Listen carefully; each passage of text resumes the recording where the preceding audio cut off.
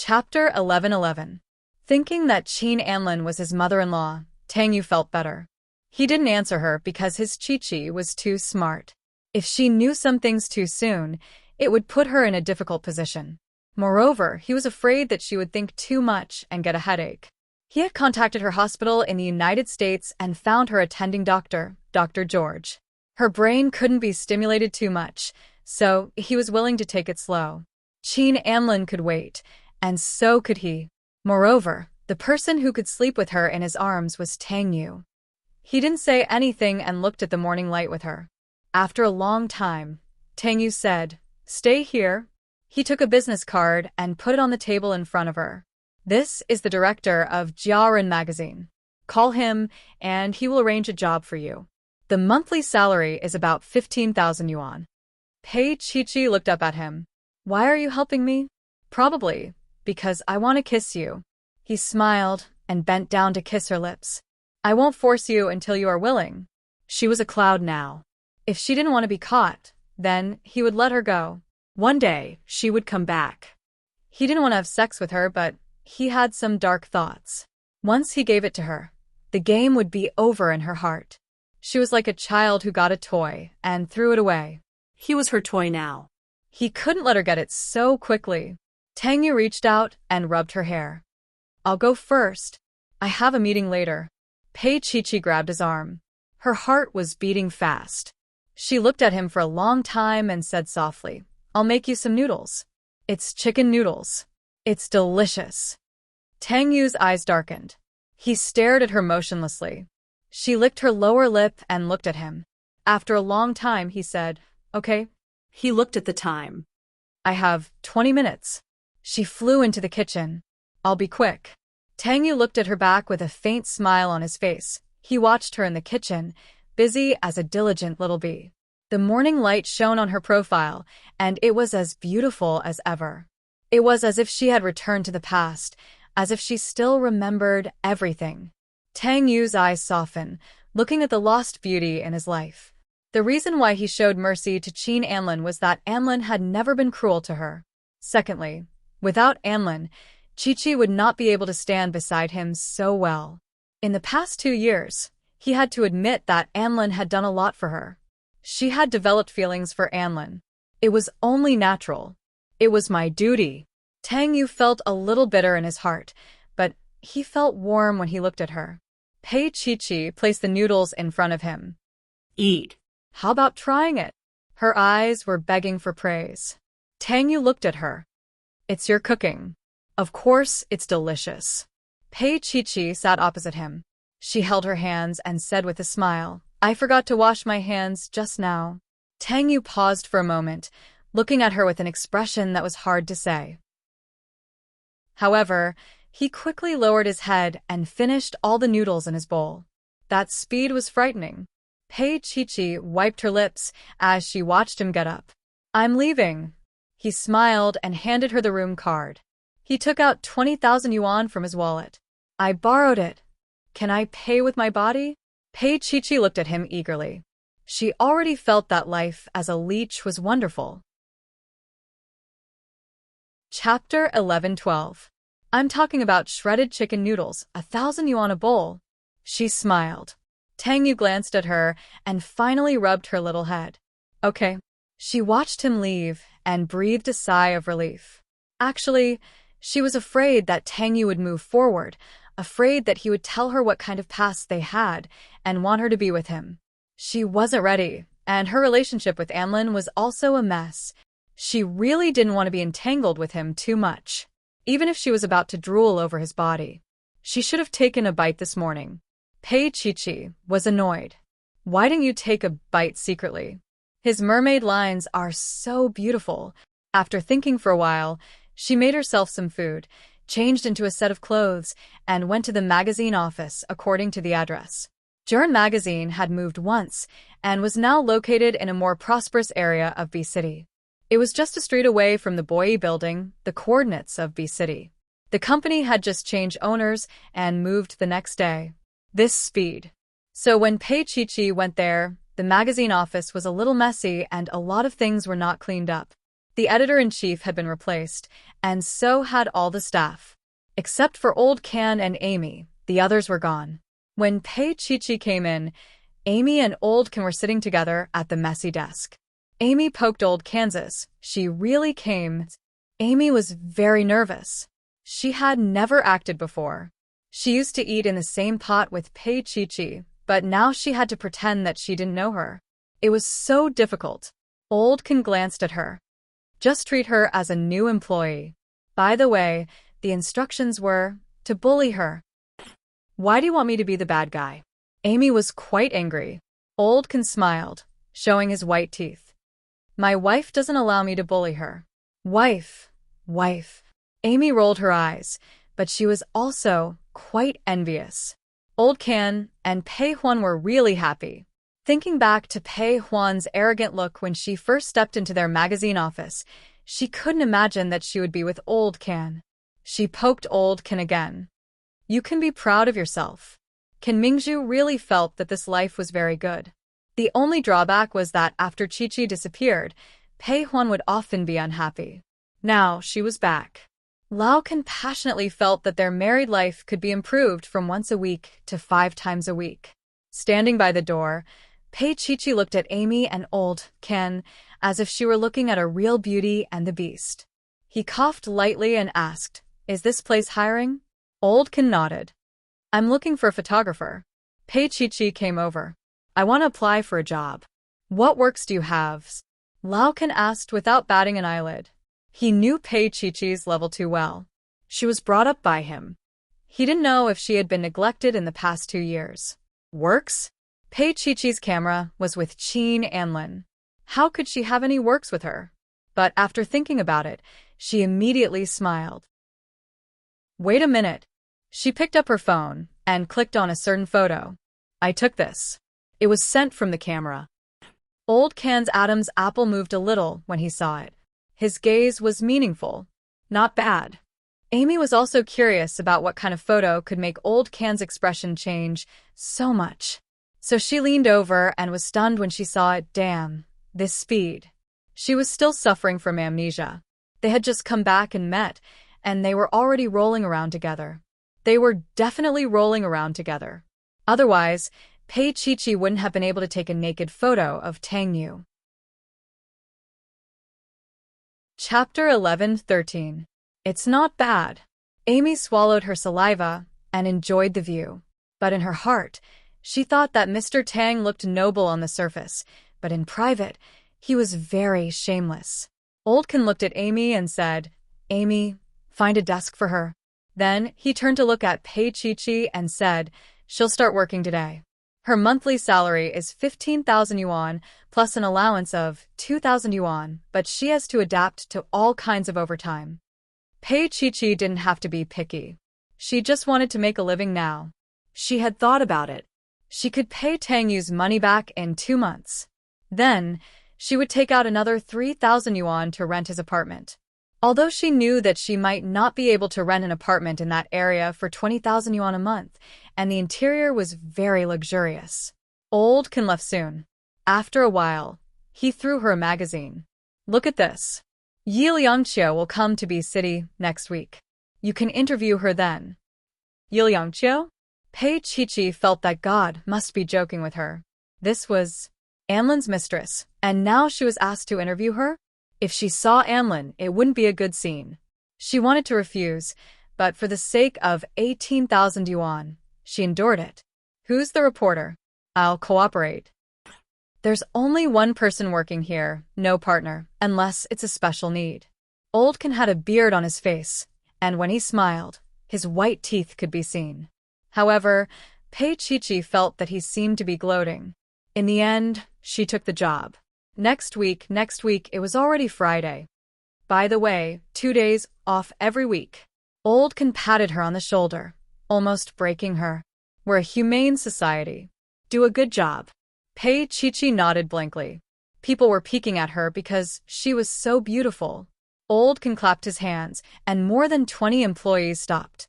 Old Can cleared his throat and said, A new employee is coming. He tilted his head and asked Pei Chi, What's her name? Pei Chi said her name. Old Kin smiled again. Well, you'll be called Xiao Qi from now on. Why was she called Xiao Qi? It felt like a pet name. Pei Xiao Qi was angry, but he did not dare to say anything. Old Kin clapped his hands. Today is Friday. Thank you for your hard work. Let's go to the night bar tonight. It's our treat. There were cheers all around, and one by one, they came over to greet Pei Qiqi, especially the male employees. Amy sighed inwardly. Pei Qiqi is a harvesting machine. Don't even think about it. Every piece of clothing she's wearing is worth 5 or 6,000 yuan. That pink diamond might be low-key for her, but it's still worth more than 10 million yuan. Amy also wanted to go over and give Pei Qiqi a big hug and a kiss, but she didn't dare to do so. She really wanted to die.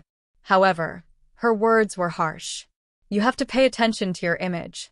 Don't talk about personal matters during working hours. Pei Qiqi immediately came over with a smile and hugged Amy's arm. Sister Amy, I understand. Please guide me more in the future. Amy was thoroughly annoyed. She felt like she was looking at the old Pei Huan. Did Pei Huan and Pei Qiqi exchange souls? Looking at Amy's expression, Pei Qiqi pursed her lips and smiled secretly. I'll hate you to death. Show me who's boss. It took Amy a long time to come back to her senses. She snorted. I'm only 20. Pei Qiqi was still smiling. Then I'll take good care of you from now on and treat you like a little sister. She reached out and stroked Amy's hair as if she were a pet. Amy froze again. Chapter 11:14. Amy froze again. She felt that she had been tricked by Pei Qiqi. What silly girl. Bah, Pei Qiqi was still as bad as ever. She was still so black-bellied. Old Kin nudged Amy. Xiao Qi just arrived. Don't bully her. Amy rolled her eyes. Wasn't it for acting? Wasn't it to let Pei Qiqi relive her old dreams? Otherwise, she wouldn't want to be a bad person. However, it didn't seem to work. Alas, Pei Qiqi didn't have the slightest intention of remembering. Amy's eyes became moist as she watched. When Pei Qiqi was talking to her colleagues, Amy hugged her from the side. Pei Qiqi froze for a moment. She felt that Amy was a little smart. Pei Qiqi, welcome to our club. Amy couldn't hide the excitement in her voice. Our club's rule is that you can't dress better than me. Pei Qiqi smiled. As smart as she was, she had already guessed that Amy and Old Kin were people she knew. The business card was given by Tang Yu. How much of her past was hidden in it? Pei Qiqi didn't ask, because Tang Yu had told her to find it herself. She didn't want to find it, because she wanted to live a carefree life. She wanted to be happy just like that. She took root in Beauty magazine. The forthright Old Kin, the smart and cute Amy, and Pei Huan, who had just appeared in the afternoon. Pei Huan arrived at 2:00 in the afternoon with the baby. As soon as she arrived, she grabbed Kin Mingju's ear and scolded her. Then she threw the baby to Old Kin and came to Amy's place to chat, but her eyes were fixed on Pei Qiqi's face. Pei Qiqi smiled and turned on the computer in front of her to search for information about Yiliangqiu. Pei Huan was chatting with Amy a second ago, but the next second, she stopped and looked at Pei Qiqi. Yiliangqiu is very difficult to deal with. Pei Qiqi looked up at Pei Huan and felt the eagerness in Pei Huan's eyes. She looked at her like a puppy looking at a bone. She touched her face. There was no cumin on it. Yiliangqiu was made famous by King Entertainment, but even Qin Anlin can't completely control her. Pei Huan had spent quite a bit of time in King Entertainment, so she knew a little about the inside story. Most importantly, Xiao Mei often nagged her. Speaking of which, it was funny. Little Mei hoped that she would become a heavenly queen like Yiliangqiu. Later on, Little Mei said that what was so good about being Yiliangqiu? It was lonely at the top. Just thinking about it made her tired. But now, it seemed that Yiliangqiu was tired because her ultimate goal was the big boss of King Entertainment, Qin Anlin. As Pei Huan spoke, Pei Qiqi asked softly, will Qin Anlin return to city, be next week? I heard from Xiao Mei, who is my manager, that they will return together. The main reason is that Yiliangqiu has been quiet for more than 2 years. Now, she wants to make a high-profile comeback. She might join a Hollywood blockbuster as the female lead. Pei Huan told Pei Qiqi everything she knew. What she meant was that her darling was now with Yi Liangqiu and might have to support Yi Liangqiu even more. Pei Qiqi pursed her lips and smiled. She didn't say anything else. Perhaps Anlin and Yi Liangqiu's relationship was no longer a secret in the industry. Asking her to interview Yi Liangqiu was probably just to remove the veil. That was good too. Pei Qiqi prepared some information. After that, Pei Huan pestered her for a chat and insisted on attending the gathering that night. The veins on Lao Can's forehead popped. Chapter 11:15. Old Can looked left and right, feeling embarrassed. He lowered his voice and coughed lightly. Let's talk when we get home. But Pei Huan wasn't someone who was easy to talk to. Can Mingzhu, tell me about the past 2 years. It wasn't easy. Old Can understood what she was going to say. His eyes felt a little hot, and he said in a deep voice, Okay. Let me come over and help you look after the child for a night. He knew that Pei Huan missed Pei Qiqi. They hadn't seen each other for 2 years, so there must be a lot to talk about. Although Pei Qiqi couldn't remember it clearly, she was still happy and satisfied with how small her brain capacity was. Old Can went into his office and let Pei Huan talk. At 6 in the evening, they ordered takeout. Because it was summer, they ordered 2 bottles of beer and 5 pounds of crayfish, as well as some other spicy dishes. Pei Huan's mouth was oily as she chatted happily with Pei Qiqi. Qiqi, you can't eat such authentic crayfish in America. Let me tell you, a summer without crayfish is not a complete summer. Pei Qiqi had also eaten quite a lot. Looking at Pei Huan, she actually felt especially close to her. Why are you looking at me? Eat. Didn't you see Amy eating by herself in secret? Let me tell you, Amy is lying when she says she's on a diet. She eats more than a pig. Pei Huan and Pei Qiqi confided in each other. Pei Qiqi just giggled. Amy glared at her, and Pei Huan glared back.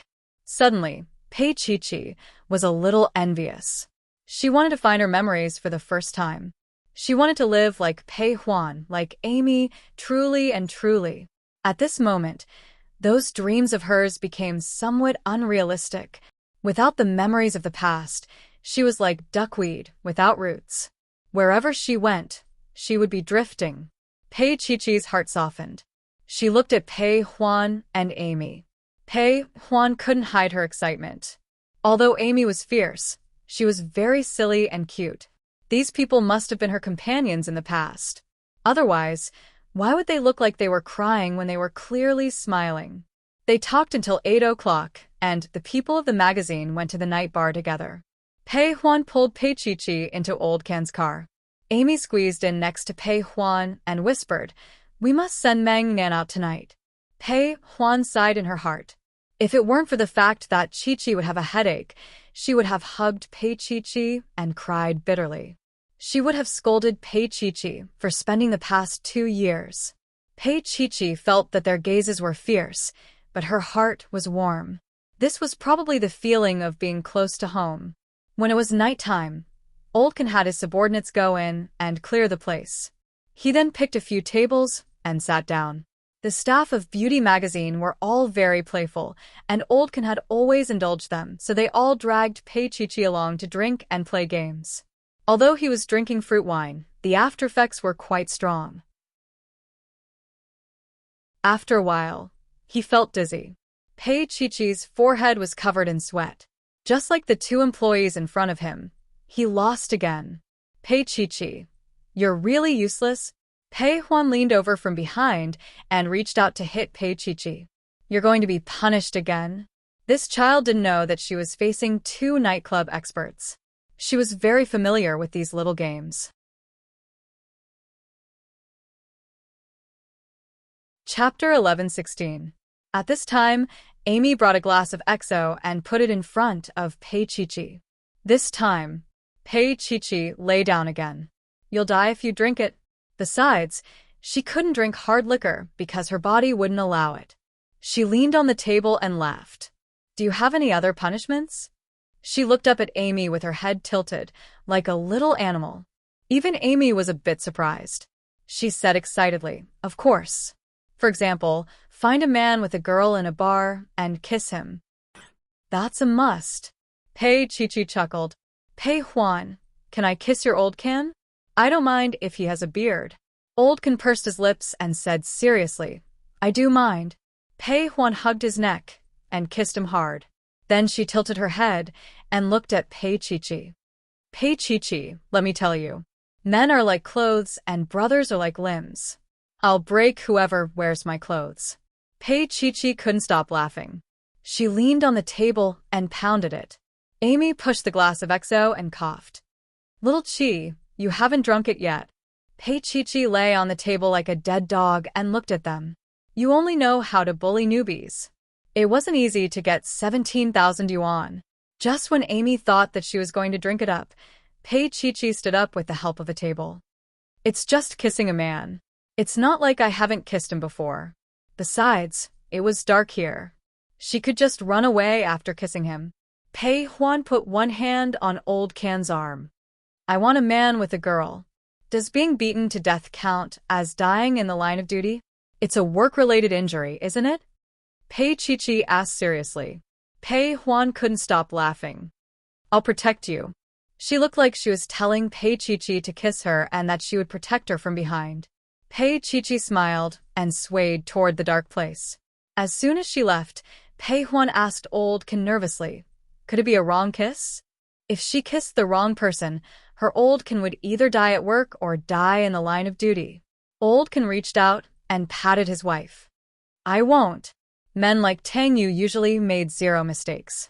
Pei Chi went to the front and searched for a long time before she found a male animal with a companion.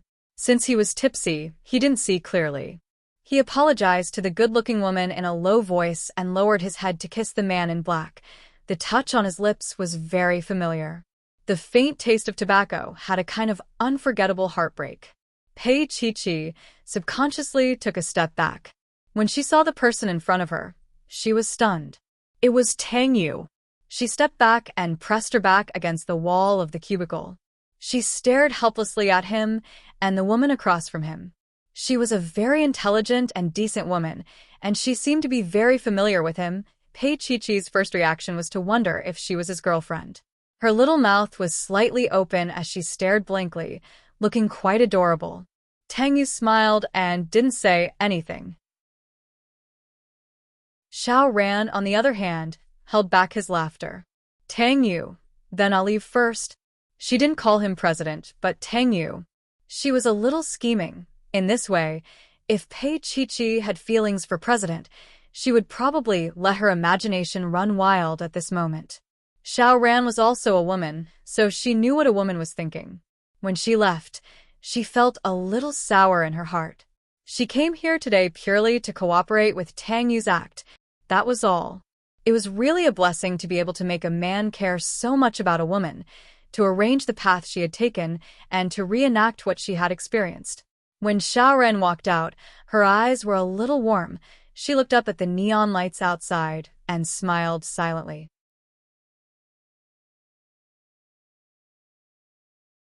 Chapter 11-17.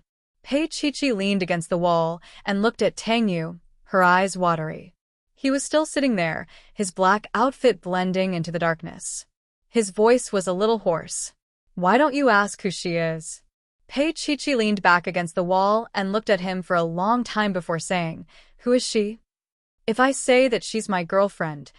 He smiled at her. "Pei Chi, will you be angry?" Pei Chi glared at him. "She'll be the one who will be angry, right?" She didn't realize that the surroundings had dispersed. There were only the two of them in the entire bar. On the table beside them, there was a small birthday cake with candles burning on it. The music in the bar turned into a birthday greeting, very light and gentle. Tang Yu looked at her. "Chi, happy birthday." She was still looking at him in disbelief. He walked over, hugged her, and brought her to the table. Her small body was placed in front of him, and his thin lips were right beside her ear. "Chi, you can blow out the candles now." "How did you know my birthday?" Her voice was a little shaky. She wanted to turn her head to look at him, but he held her little face and didn't let her move. She recalled that his password was his birthday. Was all of this a coincidence? The reason why she was called Pei-Chi-Chi was because her birthday was July 7th, a day that wasn't blessed. Tang Yu's voice was a little gentle. Chi-Chi. She came back to her senses and looked at him again. Then, she smiled and bent over to blow out the candles. His large palm never left her waist. His face was buried in her neck, and his voice was low and husky. Can we dance? She wanted to reject him, but her body and legs were weak. The lights above her head had become dim and gentle, and the music had also become gentle. She was in his arms. He hugged her from behind and moved her gently. His lips were on the side of her neck. No woman could withstand such torture, not to mention that he had always been familiar with her body. In such an ambiguous moment, she turned her face and asked in a low voice, "Have I ever loved you?" There had to be, she thought. Otherwise, she would not have felt this way about him, would not have been so defenseless against him. Yes. Then he turned her around, lowered his head, and kissed her deeply, deeply. Not allowing her any struggle, he went straight in and entwined himself with her. She was stunned. She was not used to their new relationship. This must have been prepared in advance, right? Why hadn't he told her the truth instead of arranging it like this? Pei-Chi-Chi raised her head and opened her mouth slightly. Her entire body was soft. He couldn't help but lower his head and kiss her again. Pei-Chi-Chi pursed her lips and bit his lips. Why? He sighed and stroked her little head. Chi-Chi, I don't want to make things difficult for you. I don't want to give you a headache either. Just be yourself and do whatever you want, okay? He hoped that she could be happy. Even if she could never remember it, it didn't matter. As long as she still loved him, it was fine. He could wait for her here. He could wait for her to have enough fun outside and come back as long as she was willing to. Pei-Chi-Chi raised her head and looked at him. After a while, she suddenly took a deep breath.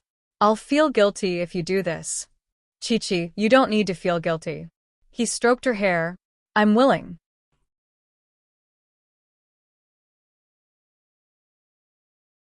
Chapter 11-18. Pei-Chi-Chi's eyes were a little warm. She looked at the cake again and suddenly said, I want to watch a movie. His gaze was a little deep. I've had some alcohol, so I probably can't drive. Then run. Even though she had drunk some alcohol, her eyes couldn't be any brighter at this moment. Tang Yu smiled and stretched out his hand, looking at her. So, shall we go? Pei-Chi-Chi lowered his gaze and looked at his palm. As for him, he didn't say anything and waited quietly, as though he had a lifetime to wait. Finally, she placed her hand on his palm, and he held it gently. Let's go watch a movie. He was finally walking on the streets with her like ordinary lovers. She hadn't changed much compared to before. She still had her hair tied up in a ponytail and looked like she was in her 20s. Although Tang Yu was handsome, he had the aura of an elite. When the two of them stood together, there was an obvious age difference, but they still looked strangely harmonious. When they arrived at the cinema, she took out his wallet and bought 2 tickets and a big bucket of popcorn.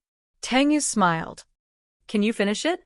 And you, she said naturally, and queued up to check the tickets. Tang Yu smiled and placed his hands on her shoulders, his face full of love. There were already many girls peeking at them, and Pei-Chi-Chi also noticed it. It's all your fault. You're too attractive. She turned around and hugged his waist, clinging to him like a tailless bear. Tang Yu patted her. Pei-Chi-Chi, there are many people looking at you. I'm not afraid. Her voice was like a little lamb. You said that you wanted to be my one-day person. Pei-Chi-Chi, I actually want to change that day tonight. He smiled and pushed her into the cinema. During the screening, he raised his eyebrows. Pei-Chi-Chi, are you sure you want to watch a horror movie? I'm not afraid. She chewed the popcorn like a little mouse and said with a smile. Tang Yu didn't say anything else.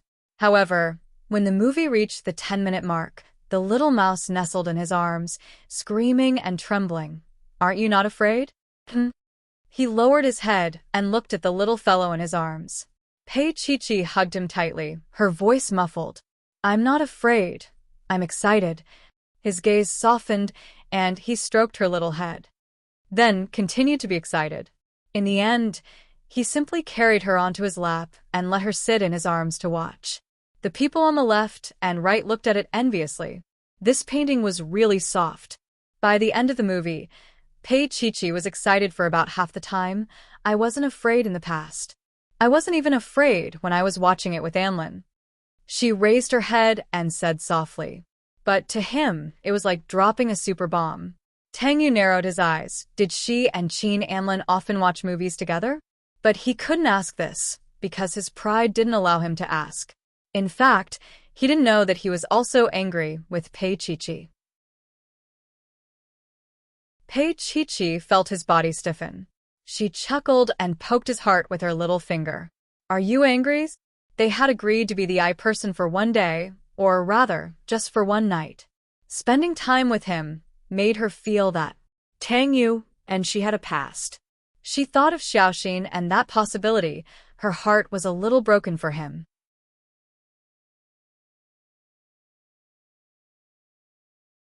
Chapter 11-19. Pei Chi wasn't a fool. Moreover, Tang Yu's actions were so obvious. He obviously wanted her to remember everything, but he was afraid of provoking her. This fool. Even if she didn't remember anything, she already liked him very, very much. It was only the 5th time they met. But like him, she wanted to carry on this ambiguous relationship to the end. Because now, she was still Anlin's wife. Before it was resolved, neither of them was willing to talk about it. Let's go, Tang Yu.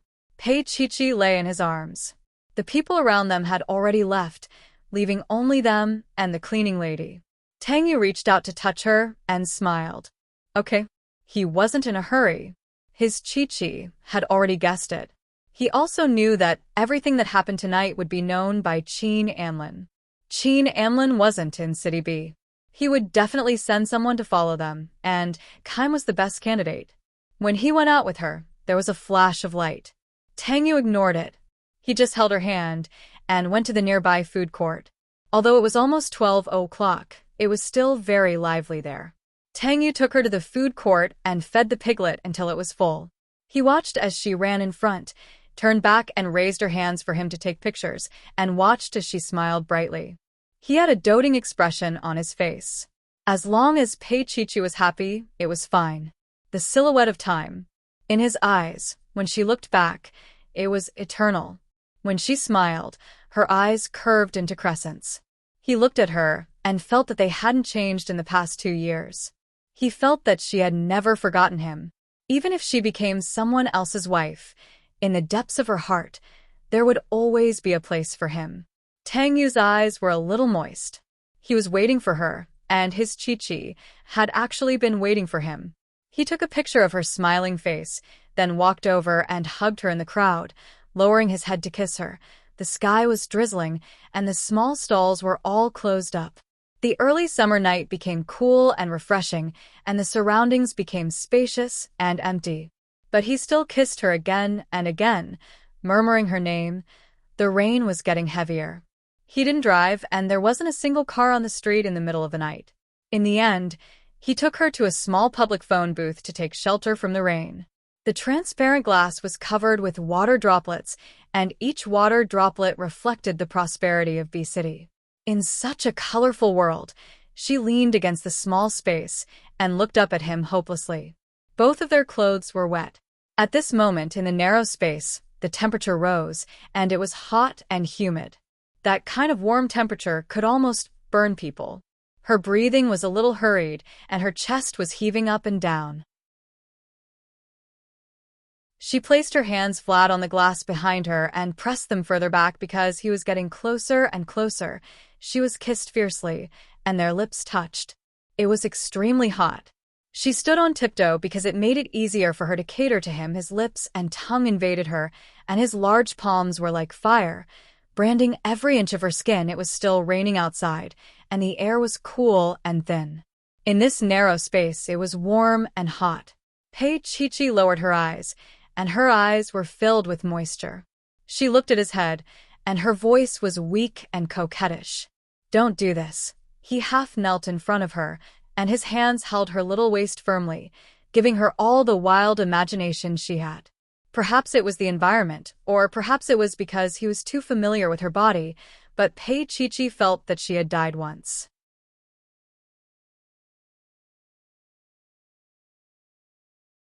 Chapter 11:20. Dirty. She gasped for breath, and her little hand tugged hard at his black hair.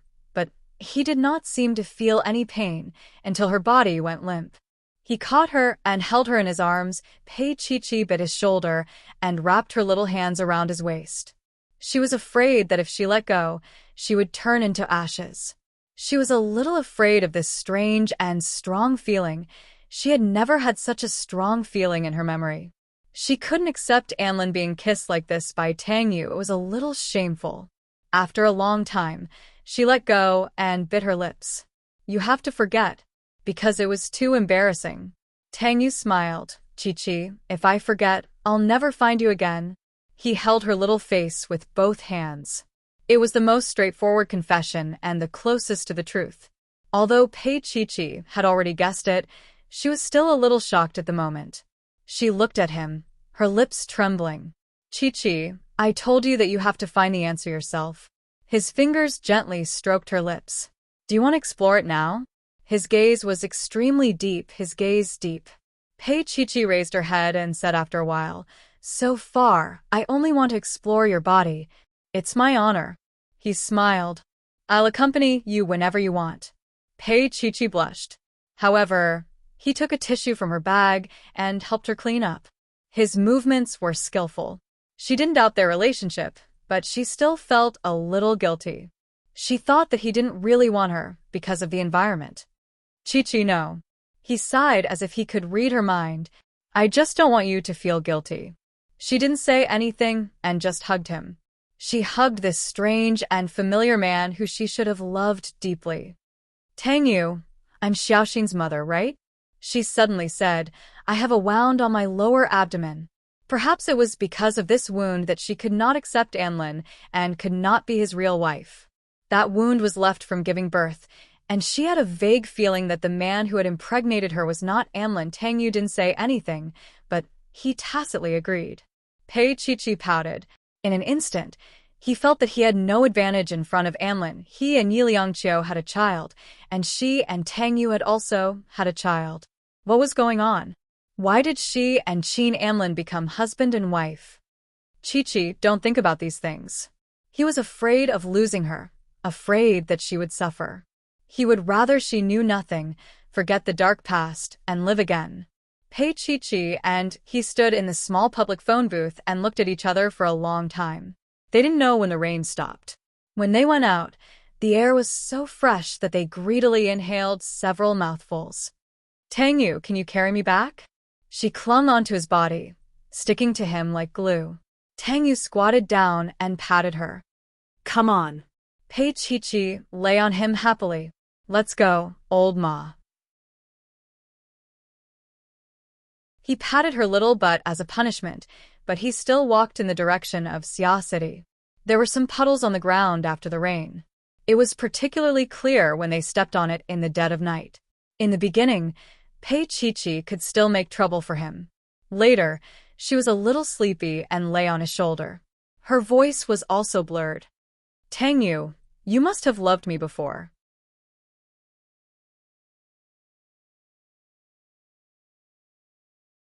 Chapter 11:21. Pei Chi replied with and put her little hands around his shoulders. She was particularly delicate as she called him brother in his ear, intending to tease him. Tang Yu knew what she was thinking and patted her as a punishment.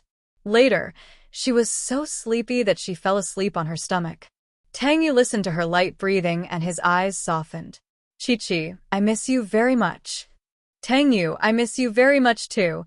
Her dream was sweet and fragrant. She dreamed that she was lying on Tang Yu's shoulder. He asked her who she liked. She said that she liked her father. She was spanked on her little butt. Later, she said to him, Tang Yu's father. Tang Yu's father?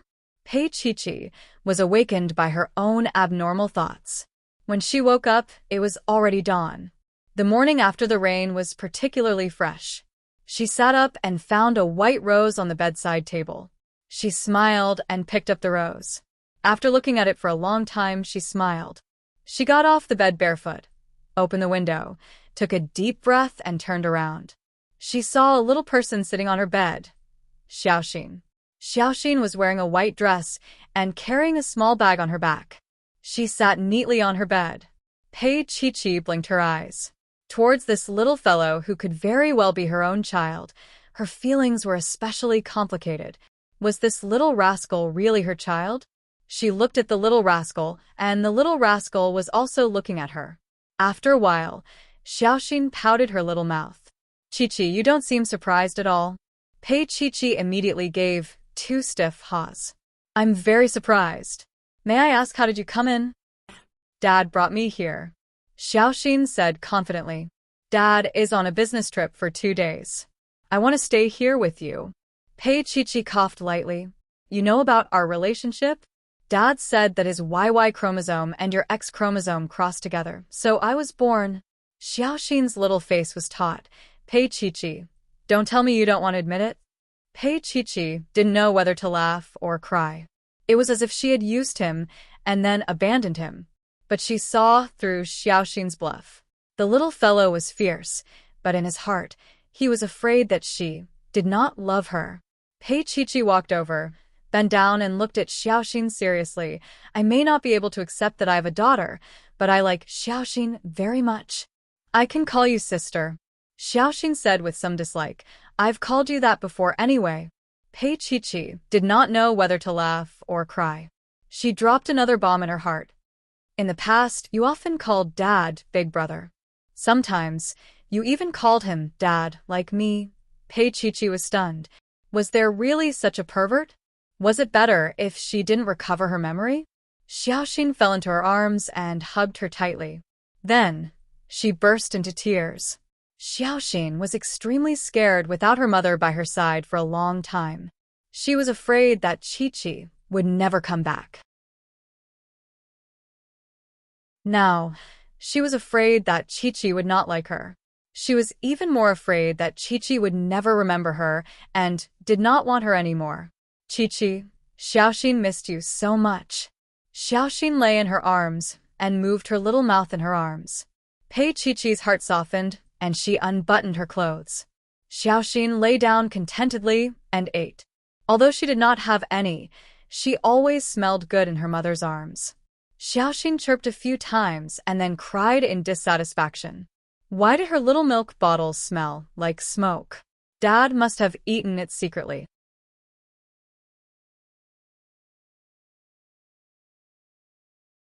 Chapter 11:22.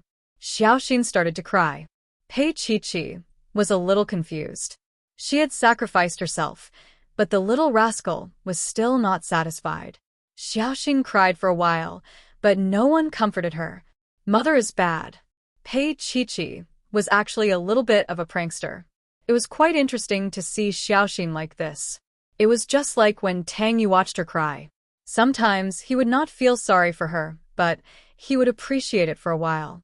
Xiaoxin cried even harder. She held it with her little hands and forced herself to eat a few more mouthfuls. Then, she cried and fell asleep. Pei Qiqi found it a little funny, and her heart softened. She reached out and touched the little fellow's little head. There was a thin layer of sweat on the little fellow's forehead because of crying. Baby, let's take a bath together, okay? She rubbed the slightly curly hair. She had a feeling that she was willing to give everything she had to the little person in front of her. Xiaoxin cried and cried, but when she heard this, she was revived. Her eyes widened as she looked at Pei Qiqi. Really? Pei Qiqi carried the little person into the bathroom, filled the bath with warm water, and lay down with the little fellow. Xiaoxin sat on her waist and was very happy. Pei Qiqi lowered her head and looked at the shallow scar on her waist, and then at Xiaoxin. Her eyes were a little warm. This was her child. She reached out to touch her and easily accepted this reality. Just when she was feeling touched, the bathroom door was opened. She looked up at the godlike man at the door in confusion. Her little mouth was a little wide open. Tang Yu did not expect to see such a scene when he came back after the flight was cancelled. But he soon smiled happily and leaned against the door. Taking a bath early in the morning? You will feel dizzy if you soak in it for a long time. Pei Qiqi used Xiaoxin to cover her body and poked her head out.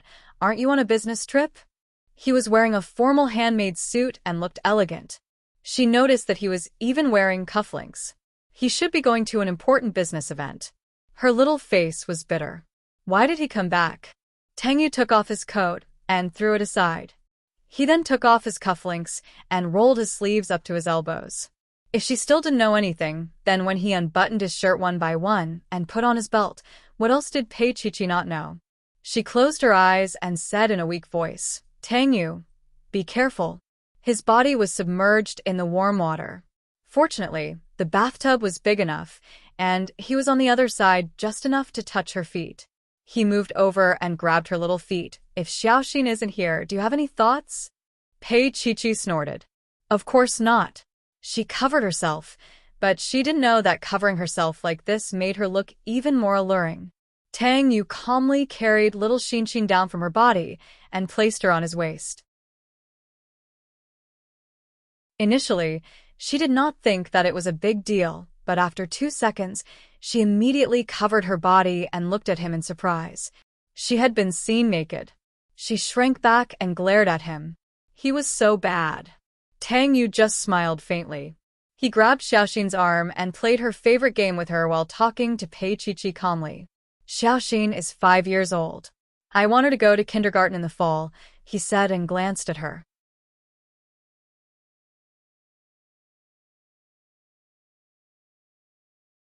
Chapter 11:23. Pei Qiqi bit her lip. It's up to you. He looked at her again. I'm discussing with you, Qiqi. This was an ordinary sentence, but it had a profound meaning. She was a little stunned and couldn't say anything for a long time. Tang Yu smiled again. Qiqi? She came back to her senses and was in a daze for a moment. She finally understood that he was discussing this matter with her as Xiaoxin's mother, but she was not ready yet. This was different from playing with Xiaoxin. This change in identity made her feel a little helpless. Tang Yu reached out and carried her over. Xiaoxin sat in front while she sat behind him, and Pei Qiqi felt a strange feeling the moment she sat on him. She shifted her body uneasily, but the more she moved, the more she was stuck there. Tang Yu did not seem to feel anything. He propped himself up and hugged Xiaoxin forward. Pei Qiqi immediately moved forward. That feeling made Tang Yu exhale deeply, and his gaze became deeper. I bought a chain of institutions and all their teachers are here. Take a look. Who do you think is suitable to be Xiaoxin's tutor? Tang Yu handed the phone to her. Pei Qiqi took it and sat on him. She looked through them one by one and pouted. They seemed to be very young and good-looking. Xiaoxin can call them little sister. Tang Yu smiled. Are you jealous? Of course not. She looked very cute and pouted. As long as you like them. She threw the phone back to him and hugged Xiaoxin. Your father is going to find you a new mother. Xiaoxin covered her little face and howled. Tang Yu sat up and pinched Pei Qiqi's little face. Nonsense. He was angry and amused at the same time. She was a little old, but it seemed like she could live again. Although she used to act coquettishly, she did not act like this. Since she was fooling around, Tang Yu was also fooling around. He held her waist and moved her back a little. Pei Qiqi wailed and stared at him with tears in her eyes. But because of her little heart, she could only bite her lips and endure the piercing pain. Tang Yu chuckled. Are you still going to spout nonsense? She got through it, grinding her teeth, meaning to bite him. Tang Yu chuckled and moved closer to her ear. Then, carry Xiaoxin outside? Pei Qiqi leaned down and bit his waist. Tang Yu's gaze was a little distant. He pulled her little head up and kissed her little mouth. He wrapped himself around her and kissed her again and again. His little heart was screaming in the middle, as if he was about to drown. Pei Qiqi hammered him. Be careful, but the sound was swallowed back into his stomach. He chuckled. Don't worry about her. This kiss ignited the fire in his whole body. In the end, Tang Yu took a cold shower for half an hour. When he returned to the bedroom, the adult, and the child were sitting on the bed and building blocks. The scene was very loving. Tang Yu looked at them silently for a while and threw a towel in front of her. "Help me dry my hair." He sat down to play with Xiaoxin, and she naturally knelt behind him to dry his hair. At that moment, some fragmented scenes kept flashing in his mind. Pei Qiqi shook her head and looked at Tang Yu in front of her. Her lips moved and she called out, "Tang Yu."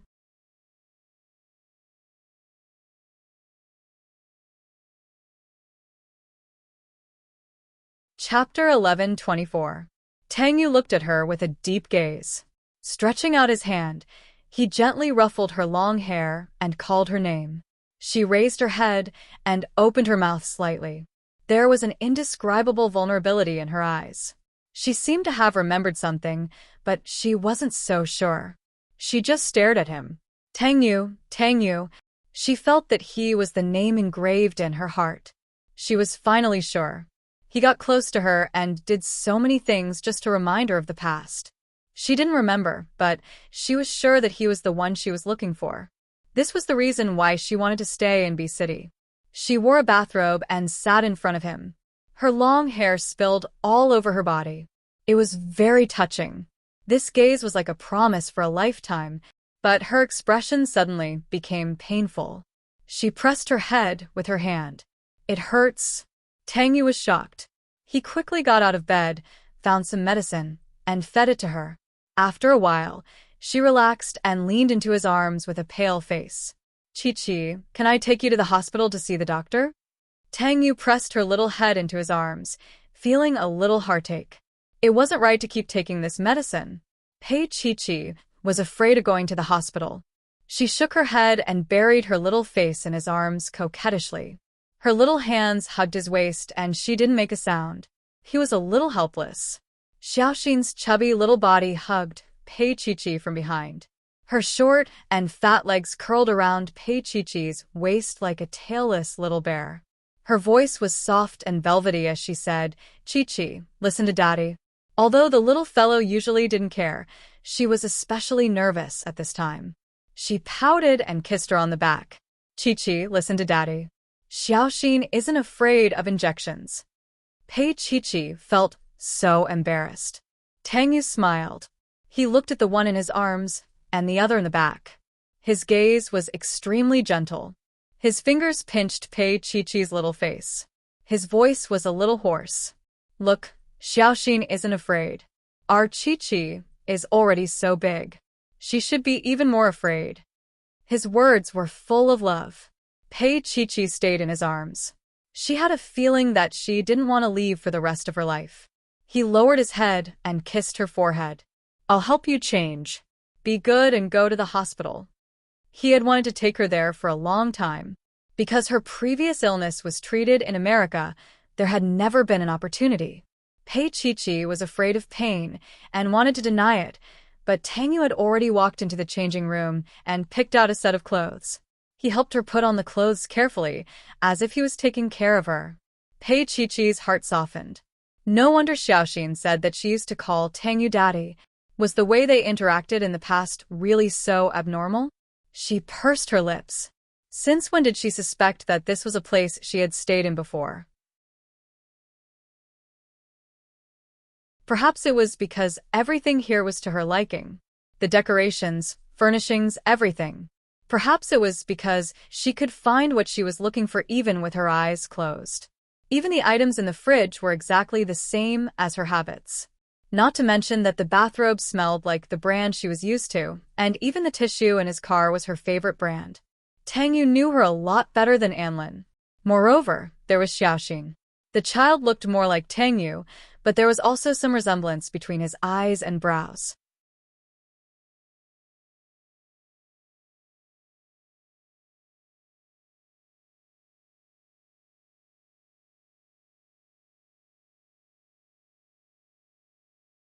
Chapter 11:25. Xiaoxin followed behind and stared blankly at Papa's princess. In the past, Papa only hugged her, but now it seemed that Papa loved Qiqi more. Her eyes were watery. Xiaoxin had fallen out of favor. Tang Yu touched Pei Chi-Chi's head with one hand and said, "Hold her. Take a nap in the car." He didn't care whether he spoiled her or not. He just wanted to spoil her so that she couldn't leave him. Pei Chi-Chi's head was indeed a little dizzy, and she fell into a deep sleep in the crook of his arm. Tang Yu put her in the car and looked at Xiaoxin. "Take good care of your mother." Xiaoxin nodded with tears in her eyes. Tang Yu knew what his little princess was thinking. He touched her head and chuckled. "In the future, we will have our prince to protect us." And her father had to protect her mother. He got in the car, fastened the seat belt, and drove to Xingyuan Hospital. On the way, he contacted Dr. Yuan and told him that he would go there as soon as he arrived. When the car stopped in the parking lot of the hospital, Pei Chi-Chi woke up. "We're at the hospital." Tang Yu unfastened the seat belt, opened the back door, and held Xiaoxin in one hand and helped Pei Chi-Chi get off the car with the other because she insisted on not being carried. In the bright and clean hall of Xingyuan Hospital, the marble floor was polished. Because it was the weekend, there were many patients.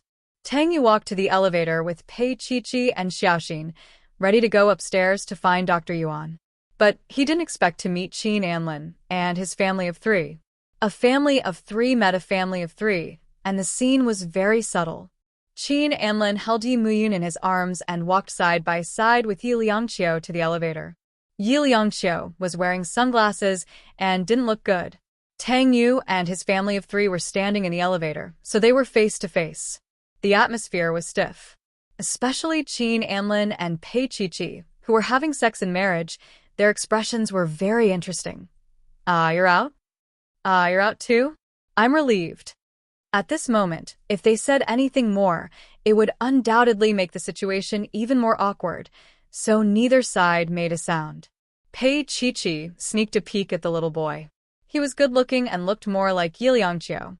Qin Anlin and Tang Yu nodded slightly, but their eyes were locked on Pei Chi-Chi's little face. They asked in a hoarse voice, "What's wrong?" Pei Chi-Chi's voice was also a little hoarse. "I have a headache. Come and take a look." As for why he had a headache, Qin Anlin certainly knew. He glanced at Tang Yu with a reproachful look. For this reason, Tang Yu did not explain.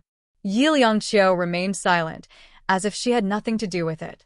However, her son, Yi Muyun, kept staring at Xiaoxin. He looked at that small, soft, and fat little guy. He had never seen such a beautiful little thing. Moreover, she was fat and cute. Her little arms were little by little. She must be delicious.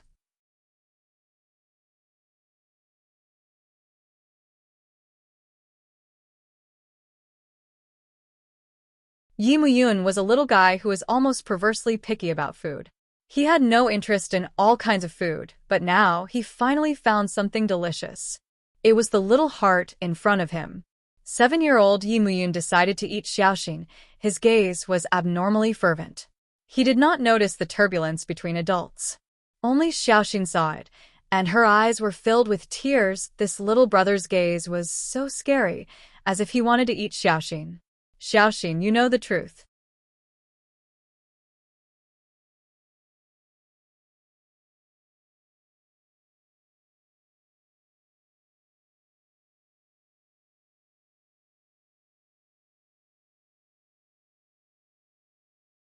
Chapter 11:26. Little Mu Yun slowly struggled out of Qin Anlin's embrace. Xiaoxin didn't want anyone to hug him, and he didn't want an adult to hug him either. His gaze became even more fervent, and Xiaoxin felt a gust of malicious intent. She didn't want to be eaten. As soon as the elevator door opened, Xiaoxin was the first to rush out. The nurse at the elevator door was holding a few hot water bottles in her hands. She was about to enter, and Xiaoxin just happened to bump into. The hot water didn't burn Xiaoxin, but the nurse dodged, and Xiaoxin's body crashed straight into the wall. Tang Yu immediately stretched out his hand to block it, but a small figure was faster and blocked Xiaoxin's way. It was little Mu Yun. However, he was still young after all, and his body was incredibly fragile. Normally, a single touch would leave bruises all over his body. After this collision, blood immediately gushed out from his forehead like a fountain. All of this had to be replenished by Qin Anlin, the mobile blood bank. Xiaoxin was scared silly and stared blankly at the little brother in front of him who was bleeding like a fountain. Xiaoxin was afraid of blood, and after staring for a while, his fat little body fell down and he fainted. This change was something that the adults didn't expect. Qin Anlin pressed little Muyun's forehead, and Tang Yu carried Xiaoxin and said in a low voice, "Go to the emergency room immediately. I'll arrange for a doctor." He didn't like Qin Anlin, but Qin Anlin's son was like that because he wanted to protect Xiaoxin. The child was only a few years old, but he didn't cry or make a fuss. From the bottom of his heart, Tang Yu admired him. The group of people rushed to the emergency room, and a doctor stopped the bleeding for Yi Muyun. However, his body was special, and it only stopped after 5 minutes.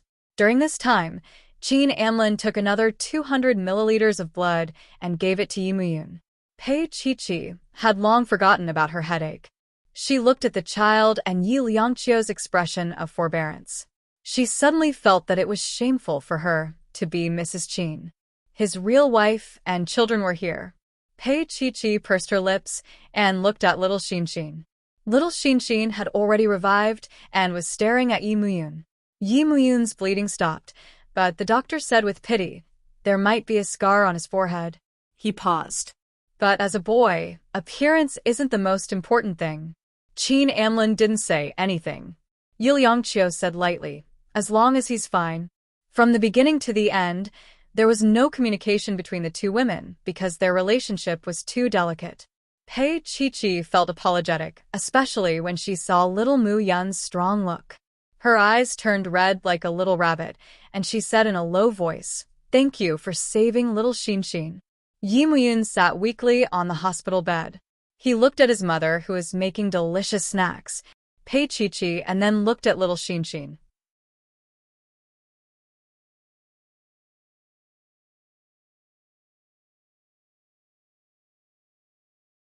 There was a trace of unfathomable depth in the eyes of this little person. He only smiled lightly and didn't say anything. Such a fat and tender little fellow was like a small steamed bun. If it was damaged, it wouldn't be delicious anymore. Saving her was to preserve the integrity of the food so that it could be eaten in one bite in the future.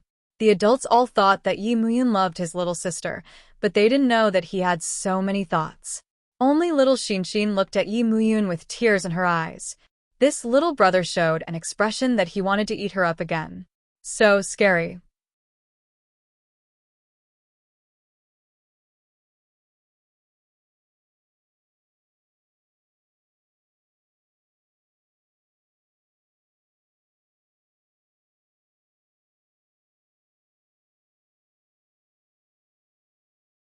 Chapter 11:27. Yi Liangqiu and the doctor were discussing the child's condition. Qin Anlin glanced at Pei Qiqi and said, "Let's go out and talk for a while." He led the way out. Pei Qiqi looked at Tang Yu anxiously. Xiaoxin looked at Pei Qiqi anxiously. After a while, Tang Yu smiled and reached out to stroke her little head. "Go on. I'll look after the little friend." He was very generous, but this generosity was something he had no choice but to do. Qin Anlin had saved her life. She had feelings for Qin Anlin. He had seen her hugging Qin Anlin's arm with his own eyes. They were like brothers. How could he destroy such a relationship? If he destroyed it, then he would probably be detested in Qiqi's heart. He had done a lot for her. Only he could feel the bitterness of it. But he didn't want to make things difficult for his Qiqi. He didn't want to at all. Yi Muyun looked up at this uncle. He was clearly unwilling, but he still let his mother go out. Pei Qiqi walked out and paused. She saw Qin Anlin at the end of the aisle. He held a cigarette in his hand and looked at her quietly. She walked over slowly. When she was 2 steps away from him, she called out to Anlin. Qin Anlin's gaze was a little indifferent. He rarely looked at her with such an indifferent gaze. After a long while, he said, "You've been with him for the past 2 days?" Pei Qiqi nodded her head heavily. She looked up at him and said, "Anlin, let me finish." He interrupted her, his tone a little rough. Pei Qiqi pursed her lips. Qin Anlin turned around and looked out of the window, leaving her with a desolate back view. He took 2 deep puffs of his cigarette and said softly, "Qiqi, this is my past." She paused for a moment, knowing that he was going to lay his cards on the table. If he hadn't happened to bump into Yi Liangqiu and Yi Muyun today, he probably wouldn't have told her about their existence. Furthermore, he didn't ask about her and Tang Yu, which further proves that her past is Tang Yu and Xiaoxin. Anlin, she called his name softly. Why don't you accept her? His back stiffened, but he didn't speak for a long time.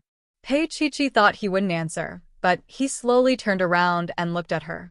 Qiqi, if we hadn't been together for the past 2 years, I think I would have decided to marry her because of Mu Yun.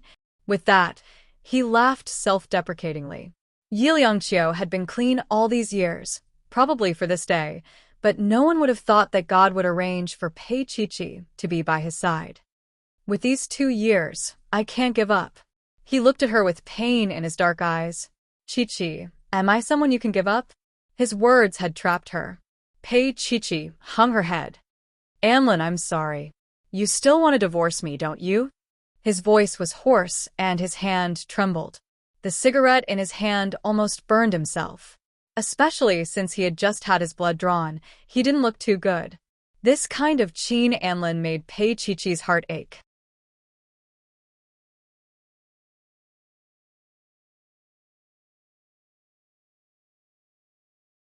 After all, he had lived with her for 2 years, and he had been very good to her. During the 2 years when she had lost her memory, he had always taken care of her. In fact, these 2 years could be said to be happy. Even if they were husband and wife in name, he would send her flowers on Valentine's Day, give her gifts on her birthday, and take her skiing on Christmas.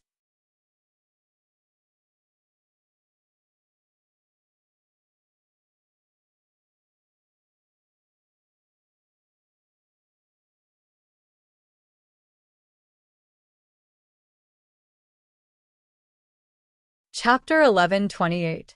How could Qin Anlin not know that he was using the past to force her? He felt that he was a bit pitiful.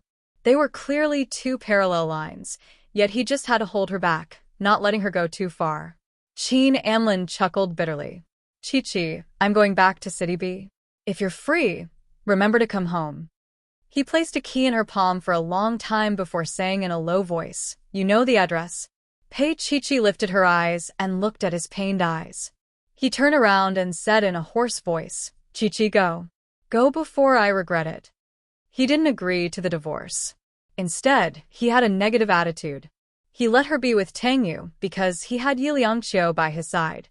Everything had happened too coincidentally. Pei Qiqi stood behind him, feeling indescribably sad. It would be a lie to say that she didn't like Qin Anlin at all. It was just that the feelings were too mixed. She was very comfortable with him, just like family. She didn't feel moved. But he was sad, so was she. She went forward gently and hugged him from behind, just like how they hugged each other in New York. She hugged him a little shamelessly. Anlin, don't be angry. His back stiffened. After a while, he smiled bitterly. I'm not angry at you. As he said that, his voice became even lower. I'm angry at myself. Qiqi, if I hadn't been so ridiculous in the past, I wouldn't have let go of you. I definitely wouldn't. After Pei Qiqi left, Keim appeared behind Qin Anlin silently. President Qin. Qin Anlin's eyes were a little red when he turned around. Did you get it? Keim looked at President Qin's expression and didn't dare to say anything. He silently handed over a paper bag and left. Qin Anlin lowered his head and looked at the thing. After a long time, he untied the string one by one. Opening the file, there were dozens of photos inside, each of which was of Tang Yu and Pei Qiqi. There were scenes of them celebrating their birthday in a bar, at a movie theater, kissing in a public phone booth. The scenes were very intense. There was also the scene of Tang Yu carrying Pei Qiqi home in the middle of the night. Qin Anlin's eyes were a little red, and even his hands were shaking. After a while, he took out a cigarette from his trouser pocket and took a long drag. He raised his head to prevent the heat from filling his eyes. Behind him, Yi Liangqiu stood there. She silently watched this man, watching him grieve over another woman. She slowly said, Mu Yun might need another 200 milliliters of blood. Her voice was cold-blooded and heartless, as if he was a blood bank. Qin Anlin suddenly turned around and stared at her. Yi Liangqiu's gaze also fell on the paper bag in his hand. She knew that it was Kaim who had given it to him, but Qin Anlin didn't know that Kaim had betrayed him and had already been used by Tang Yu. Qin Anlin looked at Yi Liangqiu and asked, "In your heart, I'm just a moving blood bank, right?"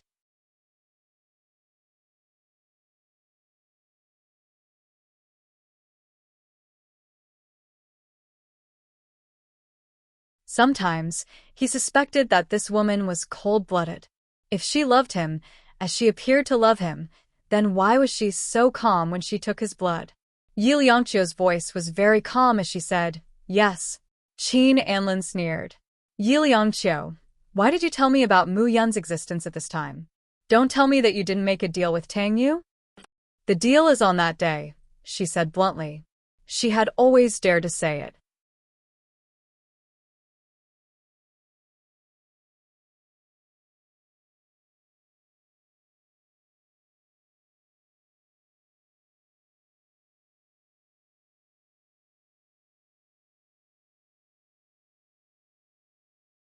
Chapter 11:29.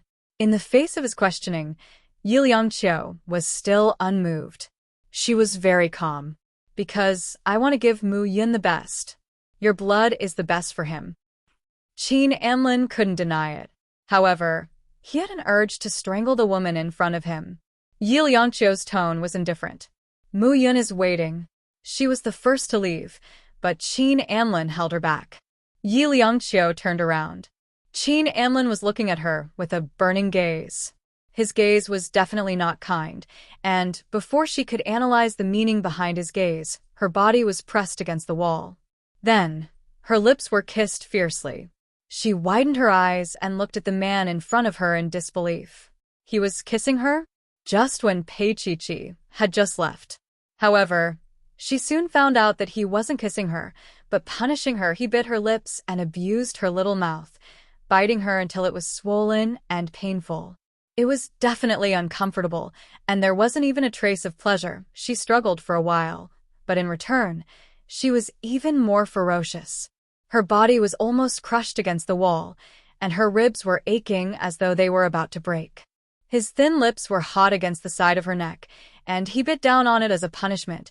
Yi Liangqiu let out a low cry, and her beautiful eyes opened and were stained with a tinge of pain. "Yi Liangqiu, do you also know pain?" Qin Anlin tasted a metallic taste. That was her blood. He moved his face up and stuck it against her face. Their eyes were locked, and his voice was incomparably cold. "Yi Liangqiu, I thought you weren't afraid of pain and didn't feel anything. It turns out that you can also feel pain." As he said that, he suddenly let go of her and licked the blood at the side of his lips. He looked at her coldly and kept retreating.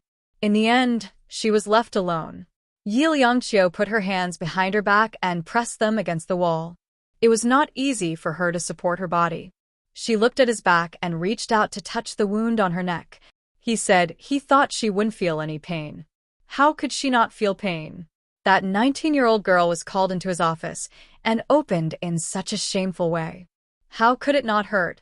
When she was pregnant, she didn't dare tell him because he said that she was a rising star of King Entertainment. If she told him that she was pregnant, he would definitely make her abort the child. What he wanted was a commodity, not her as a person, much less her child. At that time, she endured great pain, completed one work after another. She will pain. Later, she went into hiding and gave birth to the child. In that small hospital, she used all her strength to give birth to Mu Yun. That heart-wrenching love, if it wasn't pain, then what was it? At that time, she was not even 20 years old. She gave birth to a child for a man who didn't love her and treated her like a commodity. Now, he said she didn't know pain.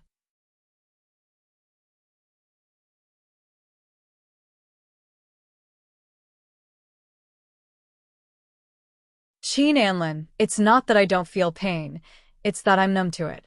It's so painful that I want to give up. She walked into the bathroom and looked at herself in the mirror. In the mirror, she was extremely pale, but there was a bright red bite mark on her neck.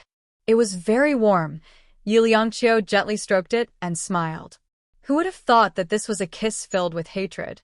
When she returned, Muyun had already undergone a blood transfusion and was lying quietly asleep. Qin Anlin's palm gently stroked Muyun's little face. His expression was very gentle, not at all like the coldness he showed to her. Yi Liangqiu laughed softly. She laughed at herself and also laughed at Qin Anlin. If he didn't love her deeply, why did he force himself on her? Did she scheme against him? Or did he mislead her? She couldn't tell.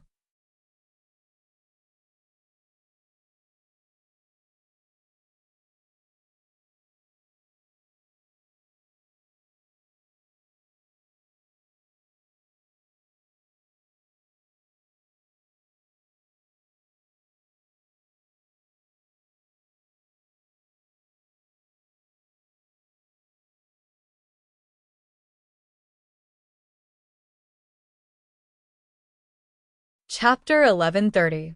After this incident, Pei Qiqi's headache magically stopped.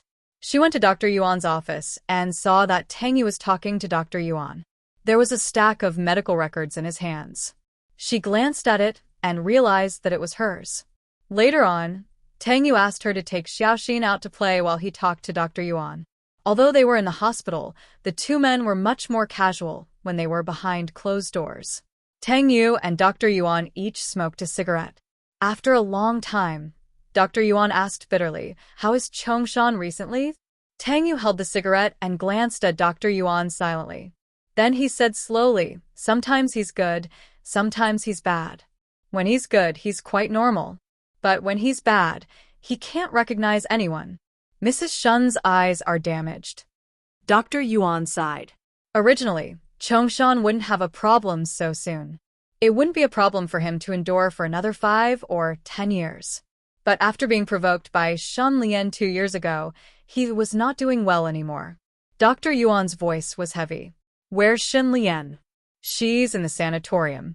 Someone is watching her," Tang Yu said calmly. But Dr. Yuan knew that it was not the case. Shen Lian's cranial nerves weren't too badly damaged and could be treated. However, Tang Yu didn't let her go to jail. Instead, he locked her up in the sanatorium.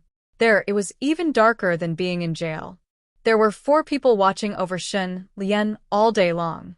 Shen Lian's hands and feet were tied up every day. She was in a clear mind and suffered a lot. But this was the price she had to pay. Although Dr. Yuan felt that it was too cruel, she was not crazy. But the demons in her heart were too deep. Dr. Yuan let out a long sigh. "I didn't expect that Chongshan's happy life would end up like this." Tang Yu looked at the cigarette between his fingers. After a while, he said softly, "Fortunately, someone is always with him." Dr. Yuan understood and sent him out. Before they parted, he looked at Tang Yu. "Maybe it's a blessing that Qiqi will never remember." Tang Yu nodded. Dr. Yuan smiled. "Take good care of her. She is Chongshan's only child." He wanted to say something, but Tang Yu knew what he wanted to say. He paused for a moment. "I'll help Qiqi manage the company, but she's like a child now. Let's play for a few more years." In fact, Tang Yu didn't want Pei Qiqi to work so hard. Qiqi was talented, but she had always been unwilling to manage a company. He didn't want to make things difficult for her. Dr. Yuan nodded dejectedly. This was Chongshan's last wish, but Tang Yu couldn't bear to part with Pei Qiqi and wanted to protect her. There was nothing wrong with that. Tang Yu slowly went downstairs and sat in the car. Behind him, an adult and a child were lying on their stomachs, looking at him. It was obvious that they had waited long enough. Pei Qiqi looked at Tang Yu. "Are you all right? What could possibly happen?"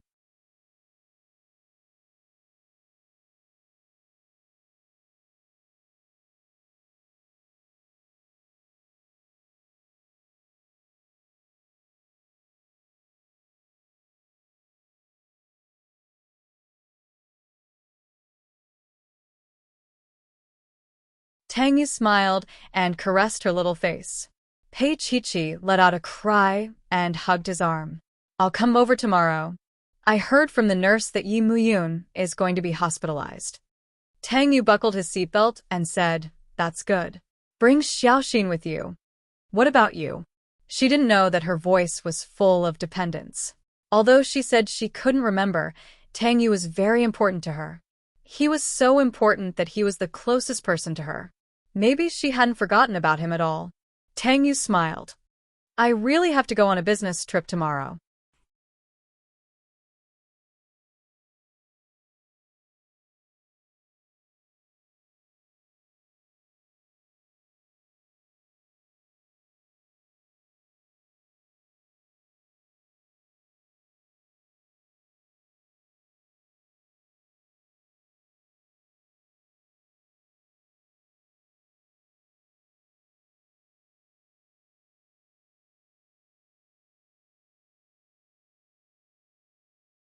Chapter 1131.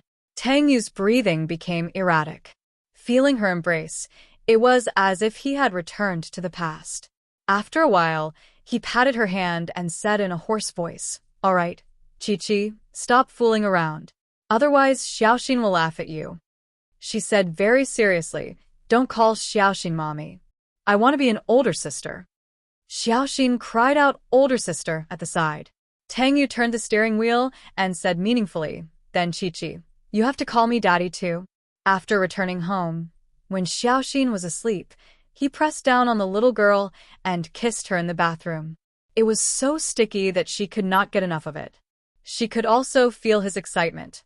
Pei Chi-Chi's body was as soft as water. If he had not held her up, she would have fallen. She had always desired his body. Now that she was being kissed like this, she could not take it anymore. Her little hand hung around his neck, and her little mouth moved closer for him to kiss. Her lips were slightly red and swollen, but why was he still kissing her after kissing her? The little girl was a little dissatisfied and rubbed against him. Tang Yu lowered his head and nibbled on her ear. You want me to kiss you there? Pei Chi-Chi looked up. Her watery eyes were filled with unquestionable desire. She remembered that when he kissed her in the pavilion, the humidity mixed with the rain, the dazzling sky, she shook her head and nodded, looking at him pitifully like a puppy. Tang Yu nibbled on her little neck. Beg me. Chi-Chi. Call me daddy. Pervert. Her little foot kicked at him, but he caught it in his hand and did something indescribable. These were all beyond Pei Chi-Chi's imagination. She felt that her little foot was about to catch fire. Tang Yu kissed her and murmured, Chi-Chi? She bit her little mouth and looked up at his charming and handsome face. She bit him again and said in a low voice, You pervert. He scooped her up and lifted her up. Then, under her gaze, he kissed her passionately. She couldn't help but let out a cry, her small hands clutching his arm tightly. Her body felt like it was being thrown into the sky. She didn't know where she touched, but the water in the bathroom floated down, cooling the hot temperature. Her head was dizzy, but she still had a trace of rationality. He had the intention to torture her. Moreover, this place was warmer and 100 times more convenient than the little pavilion. But in the end, he did not really give it to her. Just like that, Pei Chi-Chi was already on the verge of death. She deeply felt the profoundness of this knowledge.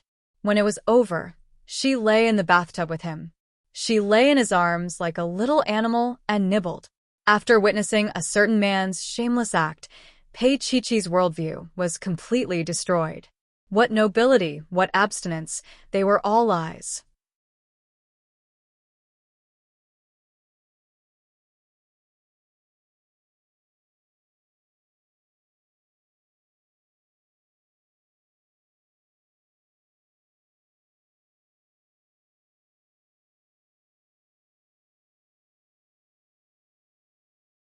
Looking at the expression on his face when he was enjoying it, it was especially she never knew that when a man was aroused, his panting could be so pleasant.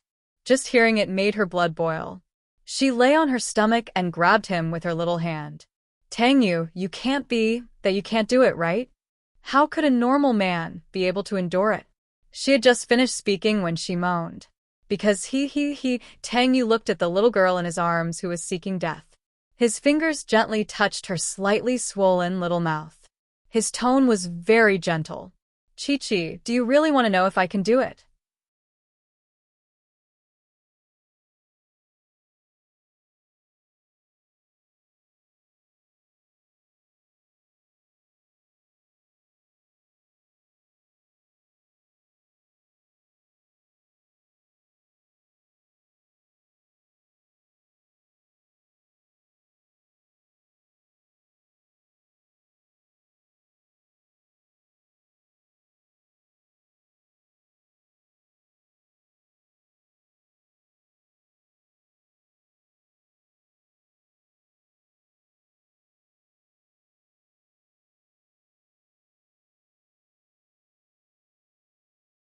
Chapter 1132. She bit him with her mouth. No more, no more. Tang Yu smiled and laid back down to calm himself down. This was considered letting her off the hook. After a while, the little person bravely crawled over and whispered "Daddy" in his ear. This sound almost drove Tang Yu crazy. Although he had tortured her several times, he still managed to hold the last line of defense. Pei Chi bit her lip, lay on the bed, and sighed. What was he waiting for? What was the difference between what they were doing and what they were really doing? Pei Chi was thinking about morality, while Tang Yu was thinking about strategy. Right now, Pei Chi was like a kitten that couldn't be tamed. She longed for him and liked Xiaoxin, but it was not enough, because she still had Anlin in her heart. She could not do it without hesitation, so Tang Yu would rather keep her hanging. It was like a piece of meat. She had tasted the juice on the outside and smelled the smell, but she would not be able to take a bite, so she would keep thinking about it. Tang Yu accompanied them for a day, got out of bed early the next morning, and got dressed. Pei Chi woke up, wrapped in the quilt, and looked at him. You're leaving so early? Tang Yu did not stop his hands, bent down slightly and kissed her. I'll be back the day after tomorrow. He did not immediately leave her lips, but kissed her for a long time, then murmured, after seeing Yi Muyin today, we'll eat out for lunch. I'll ask Lao Zhao to pick up Xiaoxin in the afternoon. Pei Chi was a little worried. Will she be okay if you're not at home?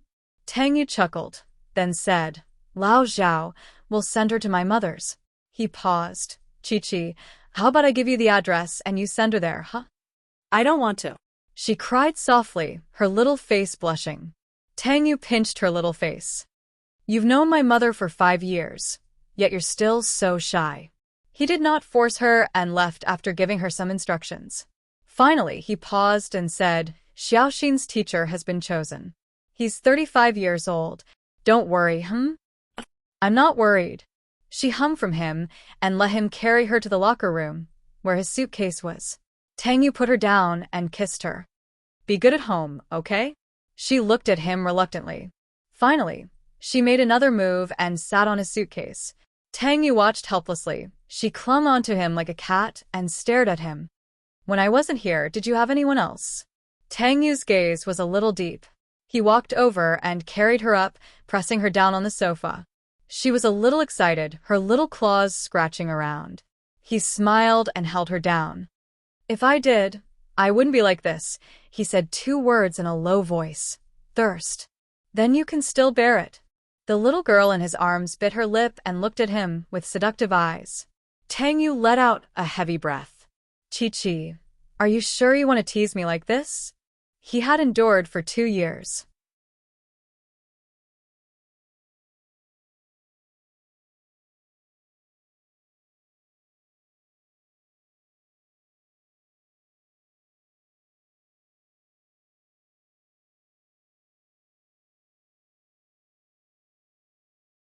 If he really did something to her, it would be very rough and she might not be able to bear it. Pei Chi howled and did not say anything else. She only touched him gently, feeling a little reluctant to let him go. How could Tang Yu not know that? He kissed her little mouth. Be good. Come back after the matter is resolved. She understood what he meant and blushed. He said it as if she really wanted to.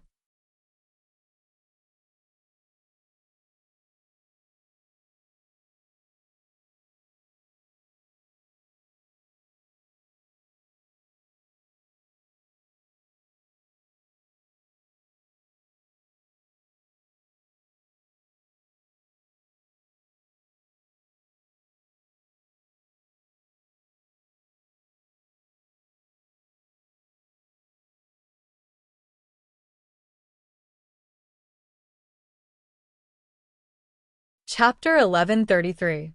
Pei Chi was caught up in his prank. She ignored him and buried her little face in the sofa. Tang Yu patted her little butt and left with his luggage. As soon as he left, Pei Chi felt quite lonely. She slowly sat up straight and hugged herself. She was a little hesitant, but after a while, she became clear-headed again. If it wasn't for his deep love, why would he endure it?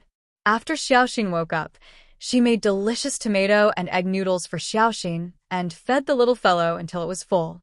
Then, they went for a walk in the small park and bought a beautiful fruit basket from the nearest shop to take them to the hospital. Qin Anlin wasn't there, and only Yi Liangqiu accompanied Yi Muyun. The atmosphere was a little uncomfortable, but it was much better than Qin Anlin's presence. Xiaoxin was inexplicably afraid of Yi Muyun because her little brother's gaze seemed to want to eat Xiaoxin up. Yi Liangqiu greeted them very indifferently and even specially ordered a dessert that little girls liked to eat for Xiaoxin. Pei Qiqi looked at the Empress Yi. The Empress Yi, who could only be seen on the big screen, appeared in front of her so closely. She wasn't as cold as frost. At least she was gentle to little girls like Xiaoxin. Yi Liangqiu looked at Xiaoxin, who was sitting there obediently, with a touch of warmth in her eyes. I've always wanted a daughter, but it might not be possible in this lifetime, because Qin Anlin wouldn't give her another chance. That day, he had crazily done it with her 5 times, and each time, he didn't really give it to her. She couldn't get pregnant. Of course, in this situation, she wouldn't deliberately want a child to tie him down. It was enough to be stupid once. Pei Qiqi pursed her lips and didn't know what to say. Yi Liangqiu seemed to want to say something to her. Sure enough, Yi Liangqiu opened her mouth and said softly, "Can we have a chat at the door?"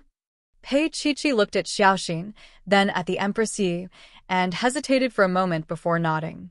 However, she was still willing to stand at the door, unwilling to leave Xiaoxin, afraid that something might happen.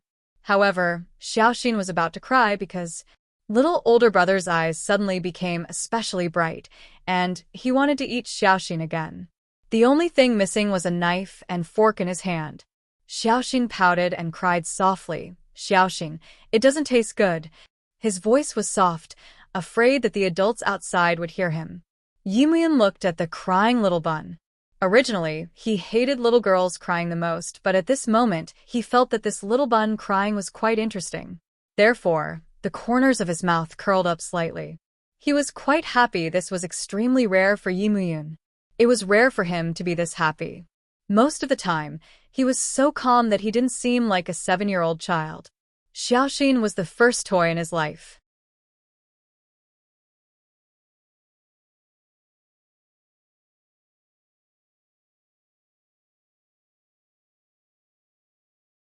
Delicious and fun. When you grow up, you'll be even more delicious and fun. As the door was closed, Yi Liangqiu smiled faintly. Xiaoxin is very cute. Just as Pei Qiqi was about to speak, she saw the hickey on Yi Liangqiu's neck.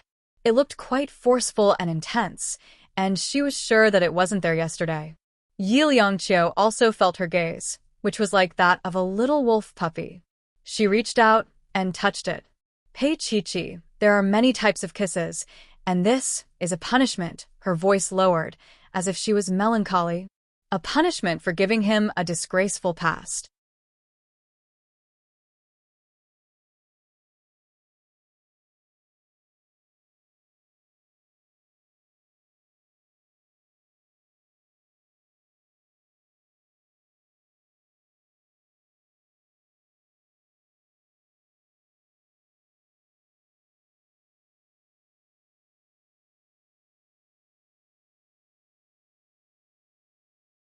Chapter 1134.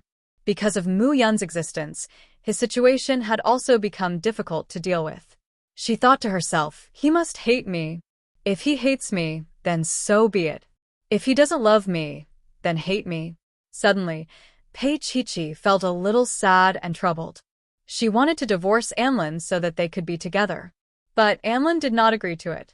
She could not bear to be so cruel to him after a long time. She said softly, "I'll talk to Anlin." Yi Liangqiu, you're not in the wrong. What was in the wrong was fate. Just like her and Tang Yu, they had missed each other. After Pei Qiqi said that, she smiled gently at Yi Liangqiu. Her smile was sincere, without any pretense. Yi Liangqiu seemed to have fallen for Pei Qiqi at that moment. Perhaps that was how Qin Anlin liked her as well. Pei Qiqi coughed out gently before saying, "The truth is, we can be really good friends. But the prerequisite is that you're willing to give me your autograph." Yeah, I'm your loyal fan. She leaned closer to Yi Liangqiu. There's nothing going on between me and Anlin. She blinked her eyes again before her gaze landed on Yi Liangqiu's neck. The teasing look in her eyes was extremely obvious. Yi Liangqiu was stunned for a moment. She had not expected this to be the case. Given Qin Anlin's beastly nature, how could there be nothing going on between him and Pei Qiqi? Perhaps because she was feeling uneasy, Yi Liangqiu said softly, "Tomorrow's interview, as usual." Pei Qiqi looked in the direction of the door. "What about Mu Yun?" "I'll find someone to take care of him," Yi Liangqiu said. She seemed to have triggered something and didn't say anything else. Pei Qiqi could feel that Yi Liangqiu was keeping a distance from her. She could understand. After all, their relationship was delicate. If they were too close, Yi Liangqiu would feel uncomfortable, especially during her marriage with Anlin. At this moment, Pei Qiqi felt that she must immediately dissolve the marriage with Qin Anlin, not for Yi Liangqiu, but for Anlin. She had a feeling that Yi Liangqiu loved Qin Anlin deeply. Yi Liangqiu pushed open the door to the ward and looked at her son in surprise. His eyes were shining as he looked at Pei Qiqi's little heart with a fervent gaze. This was something that had never happened before. Mu Yun did not pay much attention to little girls. On the other hand, Xiaoxin was about to cry. She stopped eating the dessert and looked at Yi Mu Yun warily. "Xiaoxin, don't be eaten." When she saw Pei Qiqi, Xiaoxin pounced on her and buried her face in Pei Qiqi's arms. She whimpered, "Xiaoxin, don't be eaten." The smile on Yi Mu Yun's face became more obvious. This little bun was not stupid. She actually knew that he wanted to eat her. Since she was called Xiaoxin, then he would eat Xiaoxin. Where should he start? Her eyes were very black and beautiful. Her little nose was straight, and her little mouth was red and moist like jelly. She must be delicious.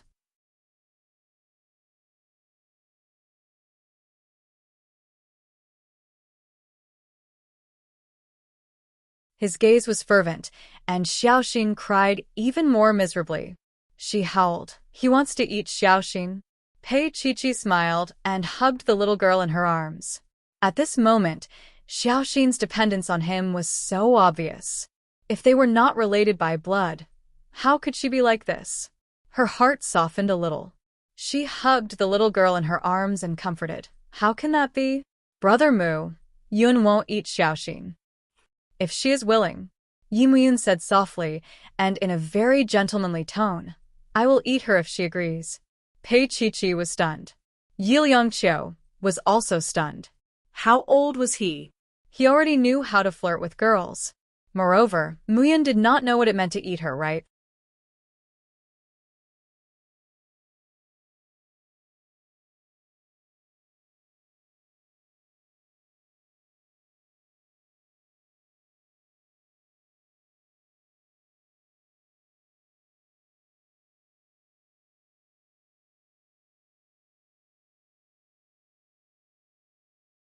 Chapter 1135. At this moment, Yi Mu Yun got down from the bed and slowly walked to Xiaoxin's side. He lowered his head and gently nibbled on Xiaoxin's little nose. He was extremely daring. Pei Qiqi was still there. Xiaoxin was scared to tears. Was little big brother eating her? "Does it hurt?" Yi Mu Yun's voice was very low. "If it hurts, I won't eat you." Xiaoxin shook her head, her face blank.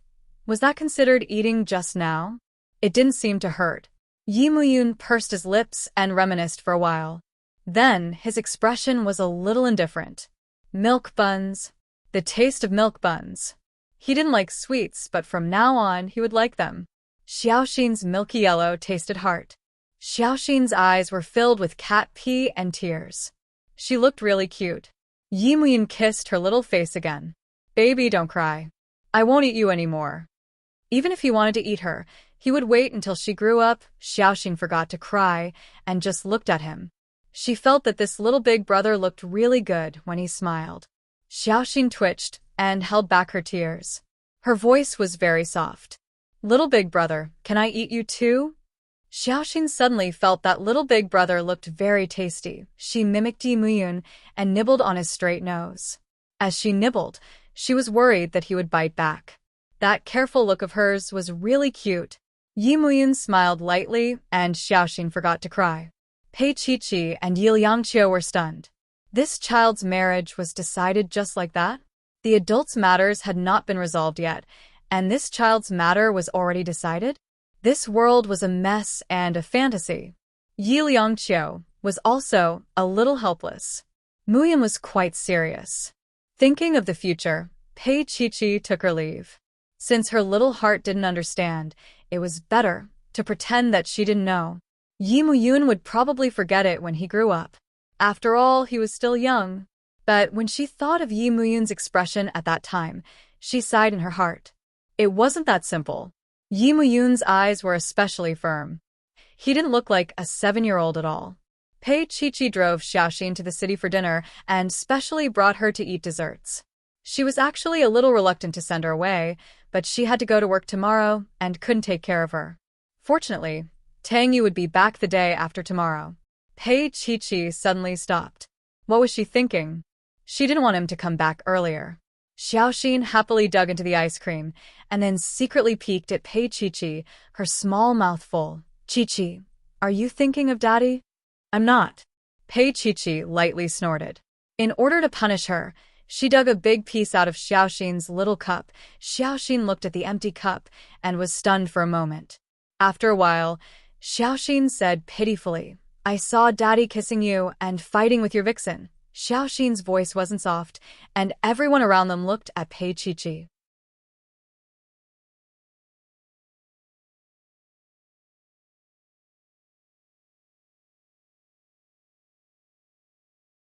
It would have been fine if she had called her mommy.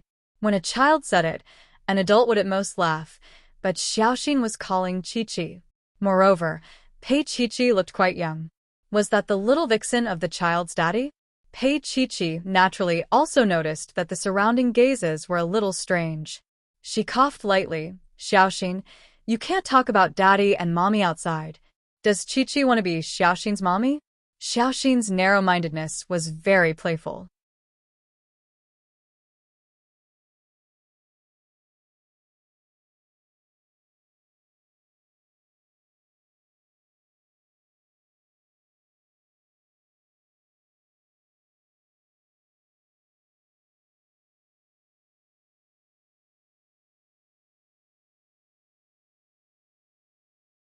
Chapter 1136.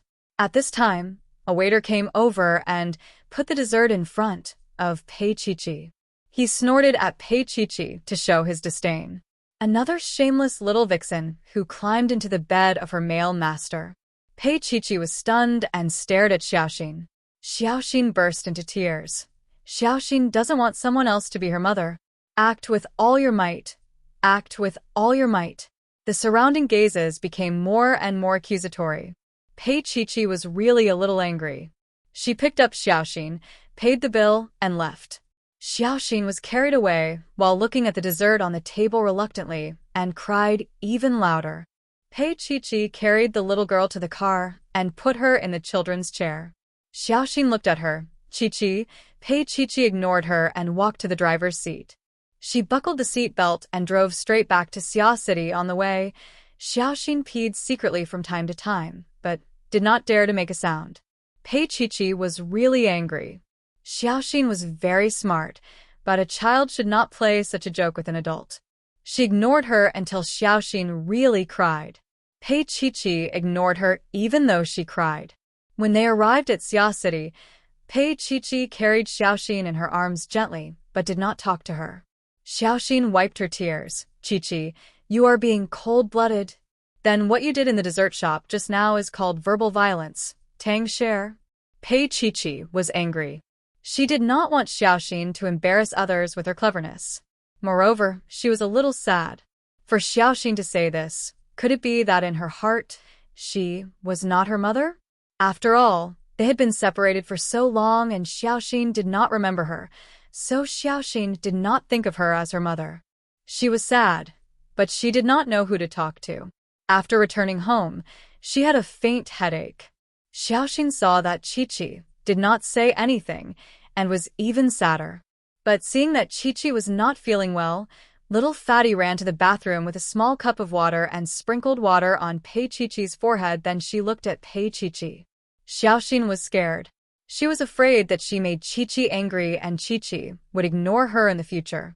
Her big round eyes were filled with tears as she looked at Pei Chi-Chi pitifully. Pei Chi-Chi was sprayed with cold water. When she opened her eyes, she saw Xiaoxin's pouting eyes. Her heart was sour and sweet at the same time. She reached out to hug Xiaoxin. "I'm fine." Xiaoxin wanted to cry, but she held it in. Her voice sounded pitiful. "Mama is fine." She corrected her seriously. Pei Chi-Chi could not help but laugh. She knew that the little fellow actually cared about it, but she did not immediately comfort him. Instead, she remained indifferent. Sure enough, Xiaoxin's heart was always in a gloomy mood until she left Xia City. Lao Zhao teased her in the car for a long time without saying anything. Later, when they went to Lin Yun's place, he told her about it. Lin Yun asked him to go back first, and she would comfort Xiaoxin.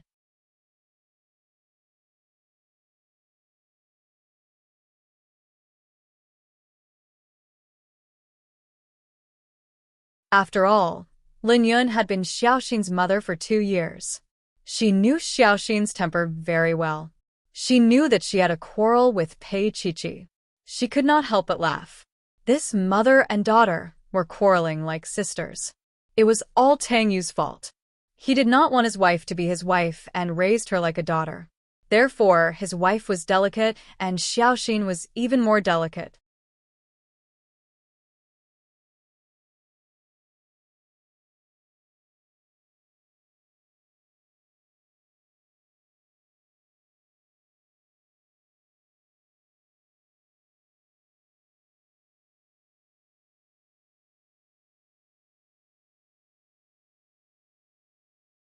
Chapter 1137.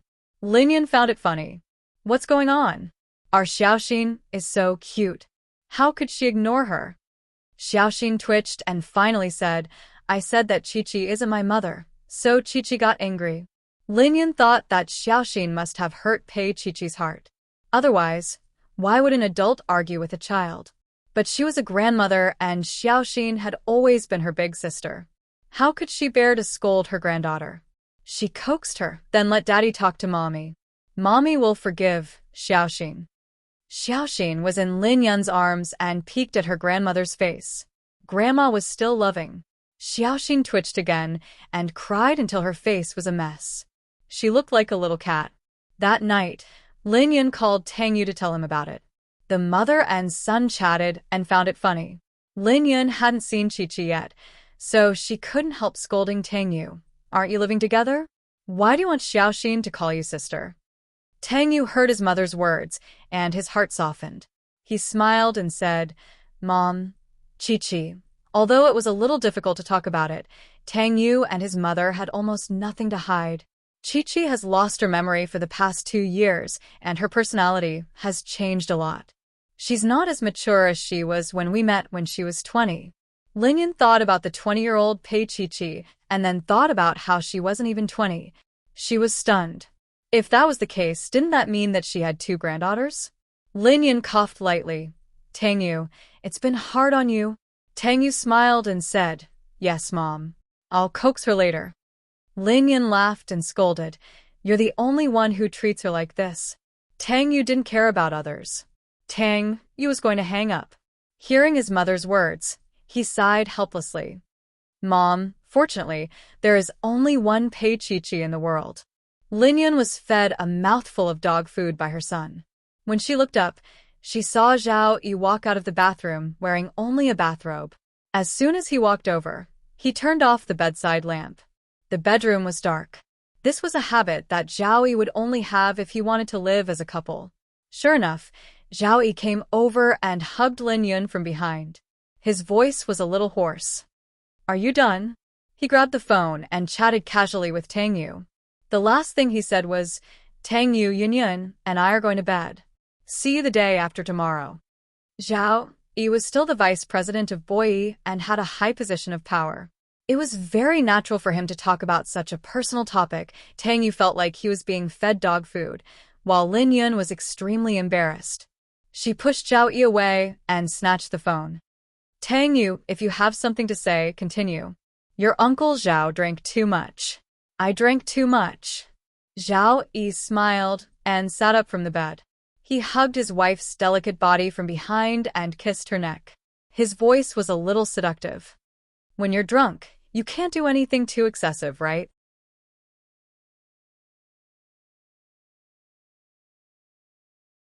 Lin Yun closed her eyes. Zhao Yi. The phone was not hung up. If he did this, Tang Yu would know. Do you want us to continue after hanging up, or do you want Tang Yu to listen? Zhao Yi was usually serious, but now he was especially shameless. Lin Yun closed her eyes and touched the phone on the bed. She picked it up and looked at it. Sure enough, Tang Yu did not hang up. Lin Yun was cursing in her heart. She also thought that men were all bad things.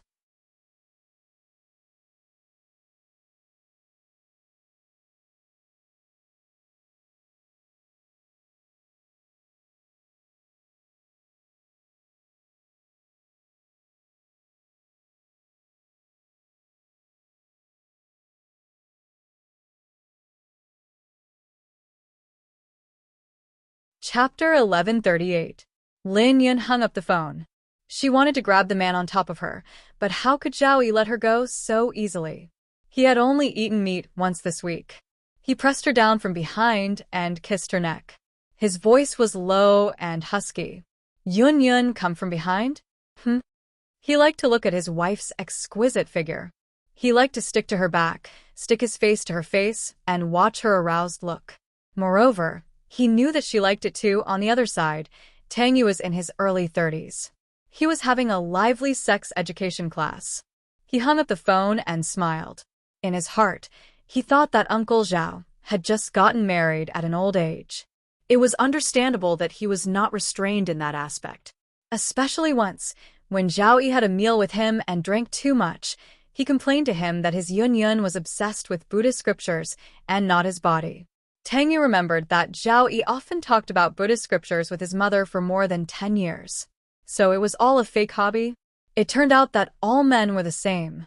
At this moment, Tang Yu smiled and called Pei Qiqi. Xiaoxin was crying so sadly. That silly girl must be very angry. Although he had considered Lin Yun's words and felt that it was inappropriate to raise Qiqi as a daughter, but after thinking about it, he felt that it was better to raise her as a daughter. He called her number. She picked up quickly, but her voice was a little soft. She must have been crying. Tang Yu's heart was sour and sweet at the same time. Are you angry with Xiaoxin? On the other side, Pei Qiqi snorted softly. How did you know? Tang Yu smiled. Mom said it. Mom said that it's not good for me to raise you as a daughter. Pei Qiqi said in a muffled voice, You're a pervert. He smiled. Standing in front of the floor-to-ceiling window in City A, he missed her a little. His voice became deeper. Qiqi, I miss you very much. Instead of comforting her, he said that he missed her. From Tang Yu's point of view, the conflict between Pei Qiqi and Xiaoxin was not a conflict at all. Instead, it was somewhat funny. But even though Qiqi was raised to be spoiled by him, she was still an adult and would only get angry if Xiaoxin did not do well. Just take it as their breaking-in period. Little girls would always play around when they were together. Pei Qiqi asked him gloomily, Are you coming back the day after tomorrow? He replied casually, and then asked softly, Did you miss me? Actually, she wanted to, but she couldn't bring herself to say it. Tang Yu looked at the dark night and listened to her shallow breathing. He smiled. Qiqi, sleep early? She gave an oh, but in her heart, she was thinking, That's it? But that was it. He said goodnight and waited for her to hang up. Pei Qiqi was a little disappointed, but she still hung up the phone obediently. For a long time, Pei Qiqi lay on the bed, unable to fall asleep.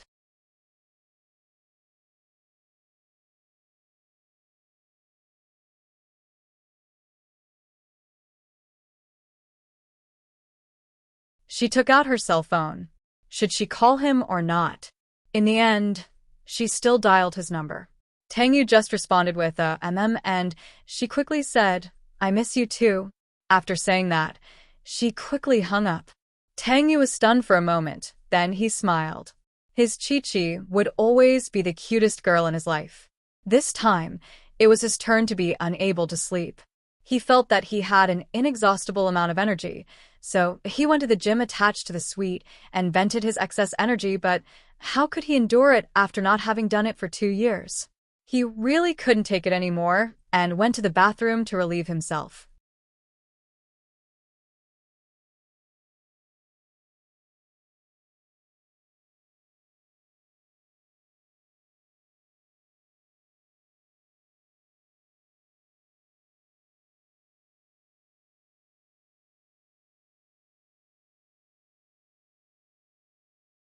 Chapter 1139. Early the next morning, Pei Chichi wondered if Xiaoxin was still unhappy, so she picked up Tang Yu's number and called her. It was Lin Yun who answered. Her tone was a little funny, and she talked a lot with Pei Chichi. Pei Chichi felt a little embarrassed because she was at odds with a child, and the child was her own daughter. But she also knew that it was because of her memory loss that caused the relationship between her and Xiaoxin to be different from a normal mother-daughter relationship. She wasn't really angry, but she wanted to correct Xiaoxin's bad behavior. The child was too smart, and it was not good for her to be harmed. However, children were very forgetful. When Xiaoxin talked to her, she had long forgotten about yesterday's incident. Pei Chichi let out a sigh of relief. Actually, Xiaoxin thought that her daddy would agree to spank Chi-Chi's little butt when she came back. But her daddy also said that he would spank her little butt. Xiaoxin felt that it was fair, so she was happy.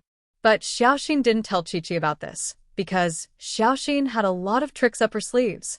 After getting Xiaoxin's forgiveness, Pei Chi-Chi felt like it was windy when she walked to work. First, she went to the magazine office to prepare the information for the interview with Yi Liangqiu. Then, she carried her camera and was just about to go out when she bumped into Pei Huan. Pei Huan was now like the lady boss of Beauty magazine.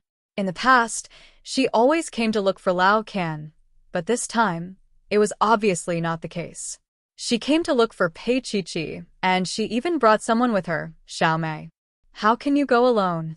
Pei Huan looked at Pei Chi-Chi and rolled her eyes. Do you know how famous Yi Liangqiu is? Pei Chi-Chi gave her a dumbfounded look. Pei Huan waved her hand. Forget it. Let me tell you, you idiot. Yi Liangqiu needs to bring 4 makeup artists, 8 bodyguards, and a manager to record a show. If you go alone, it would be a wonder if you don't get eaten up, little bunny. Pei Chi-Chi didn't understand. Did you know? You have to be a little more grandiose in order for her to feel valued. Otherwise, even if you go, it'll be a waste. She won't go one-on-one with you. She'll enjoy being the center of attention, understand? Pei Huan spoke until her saliva was dry. She picked up a cup of fruit tea that Pei Chi-Chi had placed on the table and gulped it down. Pei Chi-Chi was still dumbfounded as she looked at Pei Huan. After Pei Huan finished drinking, he began to get down to business. He beckoned for a few employees and little Mei to gather 8 people. Empress, you will be satisfied with this arrangement, understand? Pei Chi-Chi nodded and then asked Pei Huan, you don't seem to like her? Pei Huan's neck and eyes were straight. She looked at Pei Chi-Chi for a long time before she sneered. Pei Chi-Chi, among the female stars in the entertainment industry, there aren't many who can compare to Yi Liangqiu.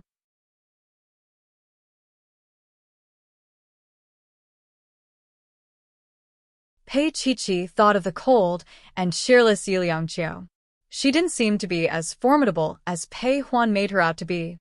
Little 7, you idiot. She can climb to this point, give birth to a dragon child, and is still being supported. If she doesn't have some tricks up her sleeve, do you think Qin Anlin won't strangle her to death? Pei Huan knew King Entertainment well, and she knew Qin Anlin even better. Yi Liangqiu wasn't an ordinary woman. If an ordinary woman went to attack Qin, she would have died on the way. Even that Shun Lian. Didn't Qin Anlin like her to death in the past? Didn't he fall out with her later?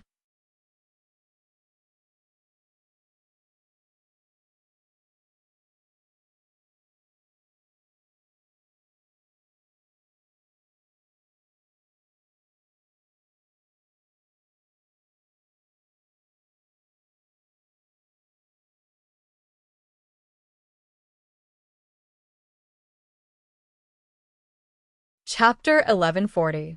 As Pei Huan spoke, Pei Qiqi nodded her head in a silly manner. In the end, the 8 of them went together. However, when they arrived at the reception room of King Entertainment, Amy and the others were stopped outside.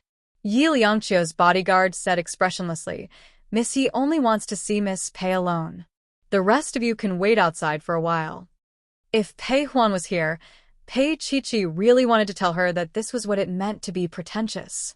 She turned around and gestured for Amy and the others to wait in the conference room while she pushed the door open and entered alone. Unexpectedly, only Yi Liangqiu and her agent were inside. After seeing Pei Qiqi, the agent even smiled and left to give them enough space. "I want to interview you alone. Do you mind?" Yi Liangqiu's voice was very calm. "And the questions will be written by us." Previously, Pei Huan had said that Yi Liangqiu was strong and powerful, but Pei Qiqi didn't quite believe it. Because the Yi Liangqiu she had come into contact with was a mother, gentle and easygoing, and the Yi Liangqiu in front of her was her real self. Pei Qiqi sat down and took out her own manuscript and placed it on the table. She took Yi Liangqiu's manuscript and flipped through it. Her voice was very calm. "This depends on whether our magazine is able to publish this interview with Miss Yi." She was almost sure that this interview wasn't simple. It might even be a little forceful. And the target was her marriage with Qin Anlin. She had no problem with it. Everything depended on Anlin. If Anlin wanted to, she could get a divorce immediately. However, she felt that Yi Liangqiu's actions would backfire and not be a smart move. She read a few lines at a time and looked up at Yi Liangqiu. "Are you sure? Anlin isn't one to be threatened." All the answers to this question were written by Yi Liangqiu's side. The content was quite explosive. It was as if they were betting on Yi Liangqiu's halo. If Qin Anlin didn't admit it, then Yi Liangqiu would go to hell. Yi Liangqiu looked at Pei Qiqi and chuckled after a long time. "Miss Pei, you know him very well. But I know him better." Pei Qiqi looked down. "But Miss Yi, you missed something." She raised her eyes and looked at Yi Liangqiu. "I have feelings for Anlin. I'm not a cold-blooded person. I don't want to hurt him. If you hurt him, you'll be able to live a happy life a long time ago. Is this not attractive to you?" Yi Liangqiu's expression was still calm. Pei Qiqi let out a long sigh. "Is this what you want? Then this isn't an interview, but an advertisement. Journ's fees are very expensive. I think there's no other place that would dare to publish Miss Ye's advertisement, right?" Yi Liangqiu did not say anything. Pei Qiqi pushed the document back. 50 million. All right. Yi Liangqiu's tone was indifferent. She took out a check from her bag and placed it in front of Pei Qiqi.